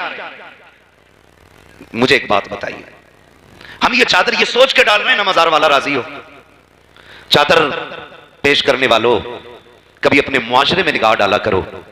कोई तो ऐसी बेटी होगी जिसके सर पे दुपट्टे पे पैबंद लगा होगा जी। कोई तो ऐसी बेवा होगी कि जिसके सर पे शोहर के इंतकाल के बाद आज तक चादर मैसर नहीं हुई होगी। कोई तो ऐसा घर होगा जिसने माओ ने बच्चों के सामने पैबंद लगे कपड़े पहन रखे होंगे। मैं इनकार नहीं करता खर्च करने से, लेकिन इतनी सी मेरी आपसे गुजारिश है, चलो कभी बारिश देवा की बारगाह में, कभी मां मोहम्मद रजा की चौखट, कभी मारे रश शरीफ के साथ, कभी बिलग्राम शरीफ के साथ जाओ सबके मजार पे, लेकिन चादर लेके नहीं, एक तमन्ना लेकर के जाओ, उनके मजार पे पहुंचो, किसी गरीब के लिए जोड़ा खरीदो, किसी बेवा के लिए दुपट्टा खरीदो, उनसे जाके कहो सरकार मैं आपके मजार पे चादर नहीं लाया, अलबत्ता गरीब का दुपट्टा लेकर के आया हूं, बेवा का लिबास लेकर के आया हूं, और हुजूर ये मेरी तरफ से नहीं बल्कि ये बेवा को आपकी तरफ से दिया जाएगा। खुदा की कसम अगर इस नजरिए से दोगे तो मजार वाला भी राजी हो जाएगा, मदीने वाला भी राजी। सुभान अल्लाह, सुभान अल्लाह, माशाअल्लाह, बहुत अच्छा पैगाम, माशाअल्लाह। हम इनकार नहीं करते, करो खर्चे जी, लेकिन मुझे बताओ तो सही, जो कव्वालियां हो रही है, इधर नचनिया बैठा उधर भडनिया बैठा है, अल्लाह, और मुखिया के चंद बेटे खड़े होते हैं, बड़े बड़े बदमाशों की कुर्सियां आगे पड़ती हैं और गड्डियां बंडल में रखी होती है। कहता डट के जवाब देना, डट के हारना नहीं है, उससे गैरत आनी चाहिए। कोई भी इतना बेगैरत नहीं होगा जो अपनी बहन बेटी को 50 लोगों के सामने तमाशा बना के बैठाए। मैं पूछना चाहता हूं, अगर हमें बहनों की इज्जत इतनी प्यारी है कि हमारी बहन पे किसी की निगाह ना पड़े, जब किसी की बेटी को मिंबर पे बैठाने के बाद, जब किसी की बेटी को ऊंची जगह बैठाने के बाद अपनी नजरें से की जाती है, उस वक्त गैरत कहां मर जाया करती है। जब किसी की हसीन आवाज पर वाह कह के दाद दी जाती है, तब इंसानियत का जनाजा क्यों निकल जाया करता है। मैं पूछना चाहता हूं, अगर हमें अपनी बेटियों की इज्जत प्यारी है, फिर जो ये कपड़े उतार के नाच रही है, ये भी तो किसी की बेटी है। जिसने सर से दुपट्टा उतार दिया है, ये भी किसी की बेटी है। पूछ तो सही उससे किस चीज ने लाके नाचने पे मजबूर किया है। कोई कहे कि पाप नहीं है इसलिए घर चलाने के लिए डांस करना पड़ रहा है, कोई कहे कि माँ बाप बीमार है दवा के लिए आके कपड़े उतारने पड़े। और तुम्हें खुदा का वास्ता किसी के कपड़े उतार के पैसे ना दो, बल्कि चादर उड़ा के पैसे दे दो। अगर चादर ढक के पैसे दोगे, खुदा की कसम मरने की देर है, मदीने वाला रहमत की चादर लेके तुम्हारी कब्र में आ जाए। सुभान अल्लाह, सुभान अल्लाह, माशाअल्लाह, बहुत अच्छा, अल्लाहु अकबर, या रसूल अल्लाह। ओ भाई अगली बात कर लूं, बुरा ना लगे तो। मेरी तकरीर तबे यार को बेचैन करती है, सबब क्या है वही कहता हूं जो दिल पर गुजरती है। जाओ जाके चेक करो पूरा इलाका। मौलवियों को कहते हैं दकियानूसी बातें इनकी, पुरानी जमाने की सोच रखते हैं। दावे के साथ कहता हूं, जहां आज भी बड़ा बड़ा साइंटिस्ट ना पहुंच सका, वहां आज भी हुजूर के दीन का आलिम बैठा है। सुभान अल्लाह। किसे कहते हो आप? कहां तक देख सकते हैं? ये सिर्फ इतना देख सकते हैं कि प्लस माइनस मिला करके बस, मगर पूछ कभी सरकार की चौखट पे आके, ये वहां तक देख लेते जहां तक किसी की रसाई नहीं हो पाती है। क्यों? जानते हैं दीवाने की नजरों को जहां देख रहा है, सुभान दीवाना खुदा जाने कहां कहाँ देख रहा है, दीवाना खुदा जाने कहां देख रहा है। ये कंडीशन है हमारी। जाओ जाके देखो, जिन्होंने जिंदगी में दीन का रत्ती भर काम नहीं किया, पूरी जिंदगी भांग पीते रहे। अब तो कलंदरों का भी मैयार अलग हो गया, जो जितना बड़ा नशेड़ी है उतना बड़ा कलंदर कहा जा रहा है। अस्तगफुरुल्लाह। ये हालात है। जो पूरा पूरा दिन धुते नशे में, कह रहा कलंदर मलंग, अली का मलंग, अली के मलंग तेरे जैसे होते। हाँ, और जितने चरसिए पीर उनके भांगी मुरीद। जी सच है। नशा उतर रहा ना उसका। जी बेशक हक है। हाँ भाई, ऐसे चरस मार मार के बैठे हैं और नौजवान बहता चला जा रहा है। यार मेरा पीर बड़ा अच्छा है, उसके यहाँ जाओ तो सुट्टा मिलता है, सुल्पा मिलता है। गैरत आनी चाहिए। इस नशे में डूब गए तुम, जो तुम्हें नालियों में गिराता है, जो तुम्हें पेशाब में गिराता है, जो तुम्हें गोबर में गिराता है, वो नशा क्यों भूल गए हो जो सिद्दीक अकबर को मदीने में दिया गया, जो फारूक आजम को पिलाया गया, जो उस्मान गनी को पिलाया गया, जो मौला अली को पिलाया गया। इस नशे की बात करते हो जो वजूद मिटा देता है, उस नशे पे चलो तो खुदा की कसम यहां से उठा के मदीने का मेहमान बना देता। नारे तकबीर, नारे रिसालत, उलमाए अहले सुन्नत, जश्ने दस्तार बंदी हुजूर वैसमिया साहिब क़िबला, नारे तकबीर, नारे रिसालत। सुभान अल्लाह, सुभान इसकी अल्लाह। कोई दुकान नहीं चलती, वो सैयद बन के बैठ जाता। हद हो गई भाई। अब्बा तेली था, दादा बड़ाई था, नाना धोबी थे, बंदा अब देखो सैयद हो गया। ऐसा लग रहा चकबंदियों में निकल निकल के आ रहे हैं। हाँ जी, जहां देखो वहीं सैयद कर क्या रहे। क्या अभी हजरत शतरंज खेल रहे थे। सैयद ऐसे होते, तुझे बताऊं सैयद ऐसे होते। सुभान अल्लाह, अल्लाहु अकबर, या रसूल अल्लाह। सैयद ऐसे होते, तुम्हारे मुंह से जो निकली वो बात हो के रही। भाई हुजूर के नस्ल के शहजादों के रंग ही अलग होते, रंग ही अलग होते। मैं हैरत में था, एक पीर को देखे कह रहा तुम्हें पता पीर की ताबेदारी कैसी होनी चाहिए। मुझसे कह रहा मौलाना इन्हें बताओ पीर की कैसे फरमाबरदारी की जाती है। तो मैं उसका मुंह देख रहा था, मैं सोच रहा था इसकी दुकान मद्दी पड़ गई भाई। सब जोर लगाए पड़े कि हमें माना जाए। मैं सरकार की बारगाह में हाजिर था जलसे में, गालिबन परसों की बात है। सरकार के मुंह से एक जुमला निकला, मैं बस सुन के सोचता रह गया। सरकार ने फरमाया लोगों अगर किसी को खुशी ना दे सको तो किसी को दुख भी ना देना। सुभान अल्लाह, बेशक। फरमाया था ये मेरा आज का सबक है तुम्हारे लिए, किसी को अगर सुख ना दे सको तो दुख भी ना देना। कितने सोचते हैं यार ऐसा, कितना सोचते हैं। ये लोग हैं, ये अलग बात है खामोश खड़े रहते हैं, फिर भी जो लोग बड़े हैं वो बड़े रहते हैं। ऐसे असराब से मिलता है हमारा शजरा जिनके कदमों में कई ताज पड़े हैं। सुभान अल्लाह, सुभान अल्लाह, माशाअल्लाह, जिंदाबाद, जिंदाबाद, जिंदाबाद। शहजादे हुजूर पाते हैं बिलगिराम, सरकार हुए से मिल्लत। सुभान अल्लाह, सुभान अल्लाह, माशाअल्लाह। हालात देखो हमारे, हमारा इलाका चौपट कर दिया। सैयद बन के आके बैठ जाते हैं, ऊपर से बस एक ही लड़ाई चलती है, फिर राफजियत खारजियत, राफजियत खारजियत, कोई काम ही नहीं, धंधा ही नहीं है। याद रखो ये बिलग्राम शरीफ का पैगाम और जमहूर उलमाए अहले सुन्नत का मौक़िफ़, अफजलुल बशर बादल अंबिया बित्तक़ीक़ अमीरुल मोमिनीन अबू बकर सिद्दीक़। सुभान अल्लाह, सुभान अल्लाह। अब इसके बाद हम किसी की नहीं सुनेंगे, किसी की नहीं। तो उनके बारे में भौंकता है, अपना नसब साबित करके दिखा, अपने बारे में साबित करके दिखा। और बिलग्राम शरीफ खुदा की कसम वो जमीन है जहां के सज्जादगान की सज्जादगी का मैयार करामत नहीं है। इनके बारगाह में करामत तो छोटी सी चीज है, बेशक। असल है इस्तिकामत। सुभान अल्लाह। अपने बुजुर्गों के तरीके पर कायम रहना, बेशक। यह सबसे बड़ी बात होती है। और इनके बुजुर्गों का तरीका यह है, आता है फकीरों पे इन्हें प्यार कुछ ऐसा, खुद भीखते और खुद कहे मंगते का भला हो। अरे मंगता तो है मंगता, कोई शाखों में दिखा दो जिसको मेरे सरकार से टुकड़ा ना मिला हो। अल्लाह अकबर। इनके घर की शान ये है जो आता जाता है झोली भर के जाता। सुभान अल्लाह, सुभान अल्लाह, माशाअल्लाह, बहुत खूब, माशाअल्लाह, माशाअल्लाह, अल्लाह मुबारक हो जिंदाबाद। प्रोग्राम क्या रसूल अल्लाह, क्या हक पर मबनी जिक्र बोल रहे हैं। जिंदाबाद। बहुत अच्छा मौजूद है, बहुत अच्छा मौजूद है। या रसूल अल्लाह, माशाअल्लाह। भाई ये हालात है हमारे। मैं खड़ा हुआ बिलग्राम शरीफ मजार शरीफ के सामने, मैं कोई यहाँ पे इफरात व तफरीज से काम नहीं ले रहा हूँ, जाके देख ले, जाके देख लो कितना कीमती पत्थर लगा के वहां के मजार में। जी मैं माफ फरमाया जाए, सरकार के कमरे में बैठा ना हाथ का पंखा था, हाथ का पंखा। और ताकत कितनी है खुदा की कसम, अगर ये कह दें कि मुझे सोने की ईंटों पे चल के जाना है, ऐसे ऐसे दीवाने पड़े कि सोने की ईंटें लगा देंगे। सुभान अल्लाह, सुभान अल्लाह। और मुझे याद आ रहा है सरकार ने मेरा मुंह देख के मुस्कुरा के कहा था, मौलाना गर्मी लग रही है?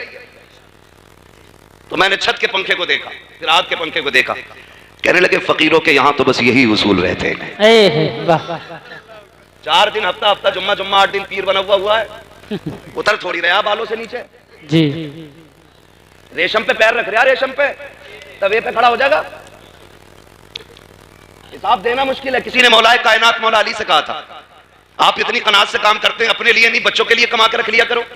तो बड़ी प्यारी बात कही थी, फरमाने लगे अगर दौलत हलाल की होगी तो हिसाब देना पड़ेगा, जी। और दौलत हराम की होगी तो अजाब में मुब्तला होना पड़ेगा। अल्लाह, अली ऐसा काम ही नहीं पड़ता कि हिसाब और अजाब के चक्कर में पड़े।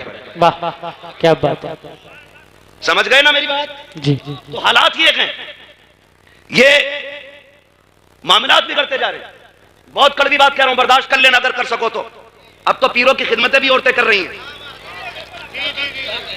और कह रहे हैं हजूर यहीं रुकेंगे। वो हुजूर है ही नहीं, हजूर ही है भाई, हजूर यहीं रुकेंगे। अल्लाह, ये किसने बढ़ावा दिया? हमने। जब गुंडों और आवारों को पीर बनाओगे तो ना बाहर इज्जतें बचेंगी ना घर में इज्जतें बचेंगी। अल्लाह,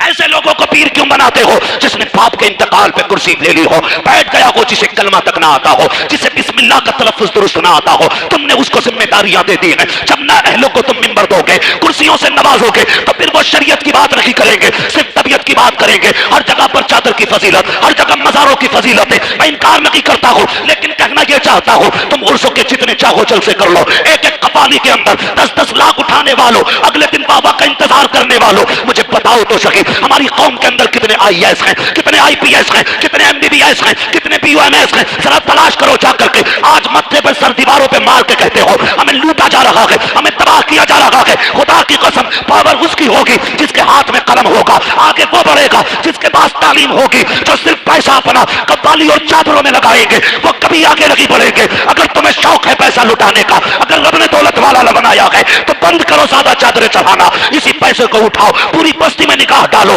देखो कौन बच्चा ज़हीन है, कौन पढ़ना चाहता है लेकिन गुर्बत की वजह से आगे नहीं बढ़ रहा है। वो पैसा उठा करके उस बच्चे की तालीम पे लगा दो। अगर वो IAS बन गया, IPS बन गया, जिस कुर्सी पे बैठेगा होगा हिंदुस्तानी निजाम मदीने वाला नजर आने लग जाए। सुभान अल्लाह, माशाअल्लाह, बहुत अच्छा पैगाम। वाह क्या बात है। भाई पढ़ो, आगे बढ़ो। जो पैसा इधर उधर डाल रहे हो ये तालीम में डालो।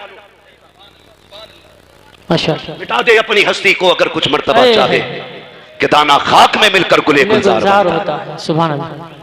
वो भाई पैसा तालीम पे लगाओ, खर्च करो, बुरा ना मानना।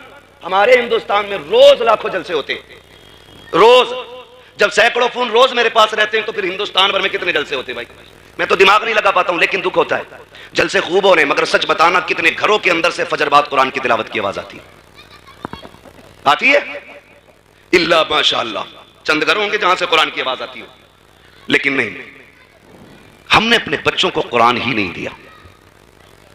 जिंदगी में एक बार पढ़ना जरूरी समझ के फिर सिर्फ पढ़ा के छोड़ दिया। काश अपने बच्चों को कुरान का आदी बनाया होता, उन्हें बताया होता रोज एक आयत पढ़नी है, भले ही एक आयत पढ़, रोज तुझे कुरान लेके बैठना है। अगर पढ़ भी नहीं सकता तो काम बाद में करेगा, कुरान की जियारत पहले करेगा। सुभान अल्लाह। किया हमने ये काम? नहीं, पीर की जियारत से सुबह होगी, पीर की जियारत से सुबह होगी। करना जियारत सुबह ही सुबह, लेकिन पीर भी मुफ्ती आजम जैसा लेके आ, पीर ताजुश शरिया जैसा लेके आ, सुभान अल्लाह, पीर सरकार उवैस मुस्तफा जैसा लेके आ। हमें कोई एतराज नहीं जियारत से, लेकिन जियारत उसकी कर जिसे देखें तो खुदा याद आए, बातें करें तो मुस्तफा याद आए। सुभान अल्लाह, सुभान अल्लाह, क्या बात। आजकल तो सबसे ज्यादा वही पीर चलने जो सट्टे के नंबर बता दे भाई। डरो भाई, आखिरत का इंतजाम करो। पीर का मतलब क्या होता है? छत पड़वा दे, दुकान सही चला दे, बेजरीज कराते। जिससे कहते हो सरकार वैस मियां की शान ये है जो दुआ दे देते हैं काम बन जाता, तो आगे बढ़ के कहता दुआ करा दी जरा काम अच्छा चले। बहुत कम ऐसे लोग मिलते हैं जो कहते हैं दुआ कराते ना अल्लाह ईमान पे खात्मा फरमा दे। इन लोगों से यह दुआ लिया करो, बस ये जुमला इतना कहते हैं दुनिया और आखिरत अल्लाह बेहतर कर दे। खुदा की कसम ना यहां कमी रहेगी ना वहां कमी रहेगी। बेशक। तो ऐसे ढोंगियों बाबाओं से बचें जो जबरदस्ती के पीर बन के चले आ रहे हैं, सैयद बने चले आ रहे हैं, धांधली चला रहे हैं अपनी अपनी।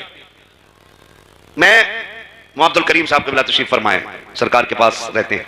एक दिन बात चल रही थी, बताने लगे कि हजरत के घर में पुश्त में एक बुजुर्ग थे, तो चोर आगे घर में, चोर देखे ना, देख भी लिए, ठीक है। चोर आगे चोरी करने, तो जब चोरी करके वो भागने लगे तो एक बैठा रह गया, बाकी तो भाग गए। सुने, बिलग्राम शरीफ की बात कर रहा हूं। एक बैठा रह गया जो उस वक्त के बुजुर्ग थे, दूसरी या तीसरी चौथी पीढ़ी की बात है अब से। वो उठे तहज्जुद के लिए या फजर के लिए, देखा चोर बैठा है, पता क्या कहने लगे, फरमाने लगे जल्दी चला जा वरना घर वाले उठ जाएंगे तो पकड़ लेंगे। जी। किससे कह रहे हैं ये? किससे? चोर से। हाँ, कहने लगे चला जा वरना कोई उठ गया तो पकड़ा जाएगा। उसने कहा हुजूर अब नहीं जाना है। कहा क्यों? कहा मुझे भूख लगी थी, मैं खाने की चीज तलाश कर रहा था, मैंने चेक करने के लिए एक डब्बे में हाथ डाला, चखा तो नमक निकला। मेरे दिल ने कहा आप सैयदों का नमक खा लिया कि नमक हलाल बन के रहना है। सुभान अल्लाह, सुभान अल्लाह। मैंने सैयदों का नमक खा लिया है, काप नहीं जाना है, अब तो इसी टोकरों पे गुजारे करने हैं। मुझे ख्याल आया, बहुत सोचा तो इस नतीजे पे पहुंचा। मैंने कहा नमक तो दुनिया जमाने का खाती है, फिर भी नमक हराम बन जाती है। ये सैयदों का घराना, ये बिलग्राम वालों का घराना, ये सोहरवी सादात का घराना कैसा है कि चोर ने पेट भर के नहीं खाया, खाली चक लिया था तो चौकट से नहीं उठा। मुझे बरेली वाले की बात याद आ गई। कहा था इमाम अहमद रजा ने, ओ लोगों जिसने बिलग्राम शरीफ वालों के दस्तरखान पे खाना खाया उसने जन्नत का खाना खा लिया है। और मैंने कहा फाखरे तेरा मुकद्दर, तूने इनके घर का नमक खाया, ऐलान कर दिया गया जो यहाँ खा लेगा उसका खाना फिर जन्नत के अंदर भी तैयार रखा। नारे तकबीर, नारे रिसालत, उलमाए अहले सुन्नत, हुजूर फैज मुस्तफा साहिब क़िबला, नारे तकबीर, नारे रिसालत। सुभान अल्लाह, सुभान अल्लाह। अब मेरी गुजारिश है आपसे, हम कौन है बरेली वाले? कौन है हम? कौन है हम? इधर मसला कच्चा है क्या? सारे पक्का है ना? फिर सारे बोले हम कौन है? सारे नहीं बोल रहे भाई, जिसका मसला हो फिर आओ बैठ के दो दो हाथ कर लें। कौन है हम? बरेली वाले। हम मजारों के मुखालिफ नहीं, हम चादरों के मुनकिर नहीं, चादरें बचाई ही हमारे इमाम अहमद रजा ने, क्या बात। मजारों के फूल बचाए हमारे इमाम अहमद रजा ने हैं। हम इनकार नहीं करेंगे, मगर इतना जरूर कहेंगे जहां जितनी जरूरत है वहां उतना खर्च किया जाए, जहां जितनी जरूरत है वहां उतना खर्च किया जाए। अपने ये जो जायद खर्चे हैं ना, इनको रोक करके इन पैसों को तालीम पे लगाओ, तालीम पे लगाओ। और वो लोग जो सिर्फ कुत्ता बिल्ली पढ़ाते हैं उनसे भी गुजारिश है, कुरान और मदरसा ये अपने बच्चों को जरूर देना। मैं ऐसे कुत्ता बिल्ली पढ़ने वालों को जानता हूं जो कहने को अब्दुल रहमान, अब्दुल रशीद, अब्दुल्ला है, लेकिन आज एक्स मुस्लिम है। वो कहते हैं हम मानते ही नहीं इस्लाम को, जबकि नाम अब्दुल्ला के अब्दुल रहमान है। क्यों नहीं मानता भाई? कहने लगा हमारी समझ में बात ही नहीं आती, हमें लगता ही नहीं कि खुदा है। ये नजरिए पैदा हो गए। गलती क्या करते हैं जानते हैं हम लोग? बता दूं जी, अल्लाह करे ये सुधर जाए गलतियां। आप देखो तो सही, पौधा जानते हैं, किसी भी आम का पौधा, अनार का पौधा, जब छोटे होते हैं तो इसको किधर भी मोड़ दिया जाए, ठीक है, लेकिन जब ये बड़े हो जाए तो फिर मजबूत हो जाते हैं। बच्चा एक पौधे की शक्ल में होता है 10 साल तक, और 10 साल की उम्र तक अपना बच्चा आपने किसे दिया? उन्हें दिया जहां पढ़ाने वाले सिख ईसाई, जहां पढ़ाने वाले दहरिए, जहां पढ़ाने वाले मुनकिरीन रसूल, उनको बच्चा दे दिया जो खुदा के वजूद को नहीं मानते। तो बताओ 10 साल तक तुम्हारे बच्चे के जहन में क्या आया? जी, क्या आया बच्चों की समझ में? 10 साल के अंदर आके कहा अब्बा नो गॉड, अल्लाह कोई नहीं, ये सारी चीजें फितरी हैं। जैसे दाना डालो पौधा उगता है, फिर बनता है दाना, फिर पौधा बनता है। ये बच्चे के सहन में पड़ गया तो फिर कोई मौलवी नहीं संवारेगा, कोई पीर नहीं संवारेगा। अगर सुधारना चाहते हो नस्लों को तो गुंबद में पैसा कम लगाओ, अपनी कौम को इंग्लिश मीडियम स्कूल दो, पैसा चादरों में कम लगाओ, अपने बच्चों को तालीमी इदारे दे दो। अगर चाहते हो हमारी आने वाली नस्ल सुन्नी सगीउल अकीदा रखे तो अपने पैसों को कव्वाली पे ना लगा करके इस्लामी स्कूलों में दे दो। खुदा की कसम जिधर वो आईएएस बनेंगे वहां साथ में मुस्तफा के गुलाम नहीं बन के रखे। सुभान अल्लाह माशाअल्लाह, बहुत अच्छा बयान। करेंगे इंशाअल्लाह ये काम इंशाअल्लाह। मैं जानता हूं हमारे ऊपर आले में बड़े बड़े पैसे वाले लोग हैं, सारे पैसे वाले लोगों से गुजारिश है कम से कम मुस्लिम बच्चियों के लिए स्कूल कायम करो, आप मुस्लिम बच्चों के लिए स्कूल कायम करो। इतनी बातें कि मैं आपसे कह नहीं सकता, लेकिन कड़वी सच्चाई है वो। बस इतना इशारे में समझ लो कि लोगों को बच्चों का ईमान चुपके चुपके छीना जा रहा है। 20 साल में कोई कत्ल करने की जरूरत नहीं, कोई बम फोड़ने की जरूरत नहीं है। जब यही बम 20 साल के बाद फूटेगा तो तुम्हारे बच्चे तुम्हें अपना मानने से इनकार करेंगे। अल्लाह। इसलिए दीन भी दो, दुनिया भी दो, हमारे बच्चे पीछे नहीं रहने चाहिए। गुजारिश है बच्चों से, खुदारा रात के 11-11, 2-2 बजे तक मोबाइल ना चलाओ। जो पढ़ने वाले बच्चे, बस इतनी बात मेरी सुन लें, अपना ज्यादा वक्त किताबों को दो। अगर आज वक्त किताबों को दोगे कल कंप्यूटर तुम्हारी ठोकरों में होगा। आज अगर अपना वक्त तुम मोबाइल को दोगे कल तुम्हारे हाथ में भीख मांगने का कटोरा आएगा, भीख मांगने का कटोरा आएगा। अगर अपनी नस्लों को बचाना चाहते हो भीख से, बंद करो इन मोबाइलों को। ये वक्त के सिवा तुम्हारे लिए कुछ नहीं है। कुछ बन जाओ तो तुम्हारी मर्जी है, जितने चाहो चलाते रहना, लेकिन अभी कलम संभालो, किताबें संभालो। समाना अपनी चाल चल गया है, तुम्हें अपनी चाल चलनी बाकी है। डॉक्टर इकबाल ने कहा था कि मोहम्मद से वफा तूने तो हम तेरे हैं, ये जहां चीज है क्या लो हो कलम तेरे है। डॉक्टर इकबाल की इस बात को याद रखना। उन्होंने कहा था न सब लोगे तो मिट जाओगे हिंदी मुसलमान हो, तुम्हारी दास्तां तक भी न होगी दास्तानों में। अगर जिंदा रहना चाहते हो अपने स्कूल कायम करो, अपने कॉलेज कायम करो, अपने मदारिस कायम करो, अपने हॉस्पिटल बनाओ, अपने डिग्री कॉलेज बनाओ, ताकि दुनिया को यह पता चले कि जो सिर्फ इंग्लिश मीडियम में पढ़ के आता है वो खड़े होकर पेशाब करता है, और जो मुसलमानों के स्कूल में आता है वो शराफत से खाता भी है, शराफत से लुटाता है। सुभान अल्लाह माशाअल्लाह। अपना पैसा तालीम पे लगाओ, पढ़ेंगे इंशाल्लाह, इंशाअल्लाह बोलो पढ़ेंगे। हाँ, अब तो हफ्तों में 3-3 छुट्टियां धार्मिक हो रही है, एक में भजन होगा, एक में डांस होगा, एक में ये होगा। मुझे बताओ ये कंडीशन है। मैं अगर पूछ लूं फला ठेकेदार की कितनी जमीन है, कह रहा 3 संभल में कोठी है, 2 अमरोहा में, अल्लाह का करम है, एक दुआ और कर दो, जोए में और खरीदने की तैयारी चल रही। हजरत के पास आगा तो ये कहेगा पानी पड़ दो का, क्योंकि 10 माला बिल्डिंग बन रही है, बुनियाद में डालना है। अरे यार इनका पानी पड़वा के ये काकर पानी तम कर दो, अपने कफन पे छिड़कना है। इन चीजों के लिए पानी पड़वाया करो, इन चीजों के लिए। मगर कह रहा 6 मंजिल और बनाना, अभी बना ले, एक जलजले में जमीन में उछेड़ दिया जाएगा। ऐसे काम कर जाओ जो आने वाली नस्लों को काम आए। और अपने पैसा दिया तो तालीमी इदारे बनाओ। क्या अभी भी नकाब नहीं उतरवाए जा रहे? अभी किसी की जगह की बात है, मदरसा बोर्ड का एग्जाम चल रहा है तो बुरके उतरवाए गए, दुपट्टे उतरवाए गए। हिजाब में इम्तिहान नहीं देंगी लड़कियां। और गुजारिश है उनसे जिन्हें खुजली है लड़कियों को डिग्री मास्टर बनाने की, कहीं ऐसा ना हो इस डिग्री के चक्कर में इज्जत की डिग्री चली जाए। कब्र में लेके जाओगे इस डिग्री को। कोई डिग्री बेटी के पास हो ना हो, कनीज़े फातिमा ज़हरा वाली डिग्री होनी चाहिए। सुभान अल्लाह सुभान अल्लाह। पर्दे और गैरत वाली डिग्री होनी चाहिए।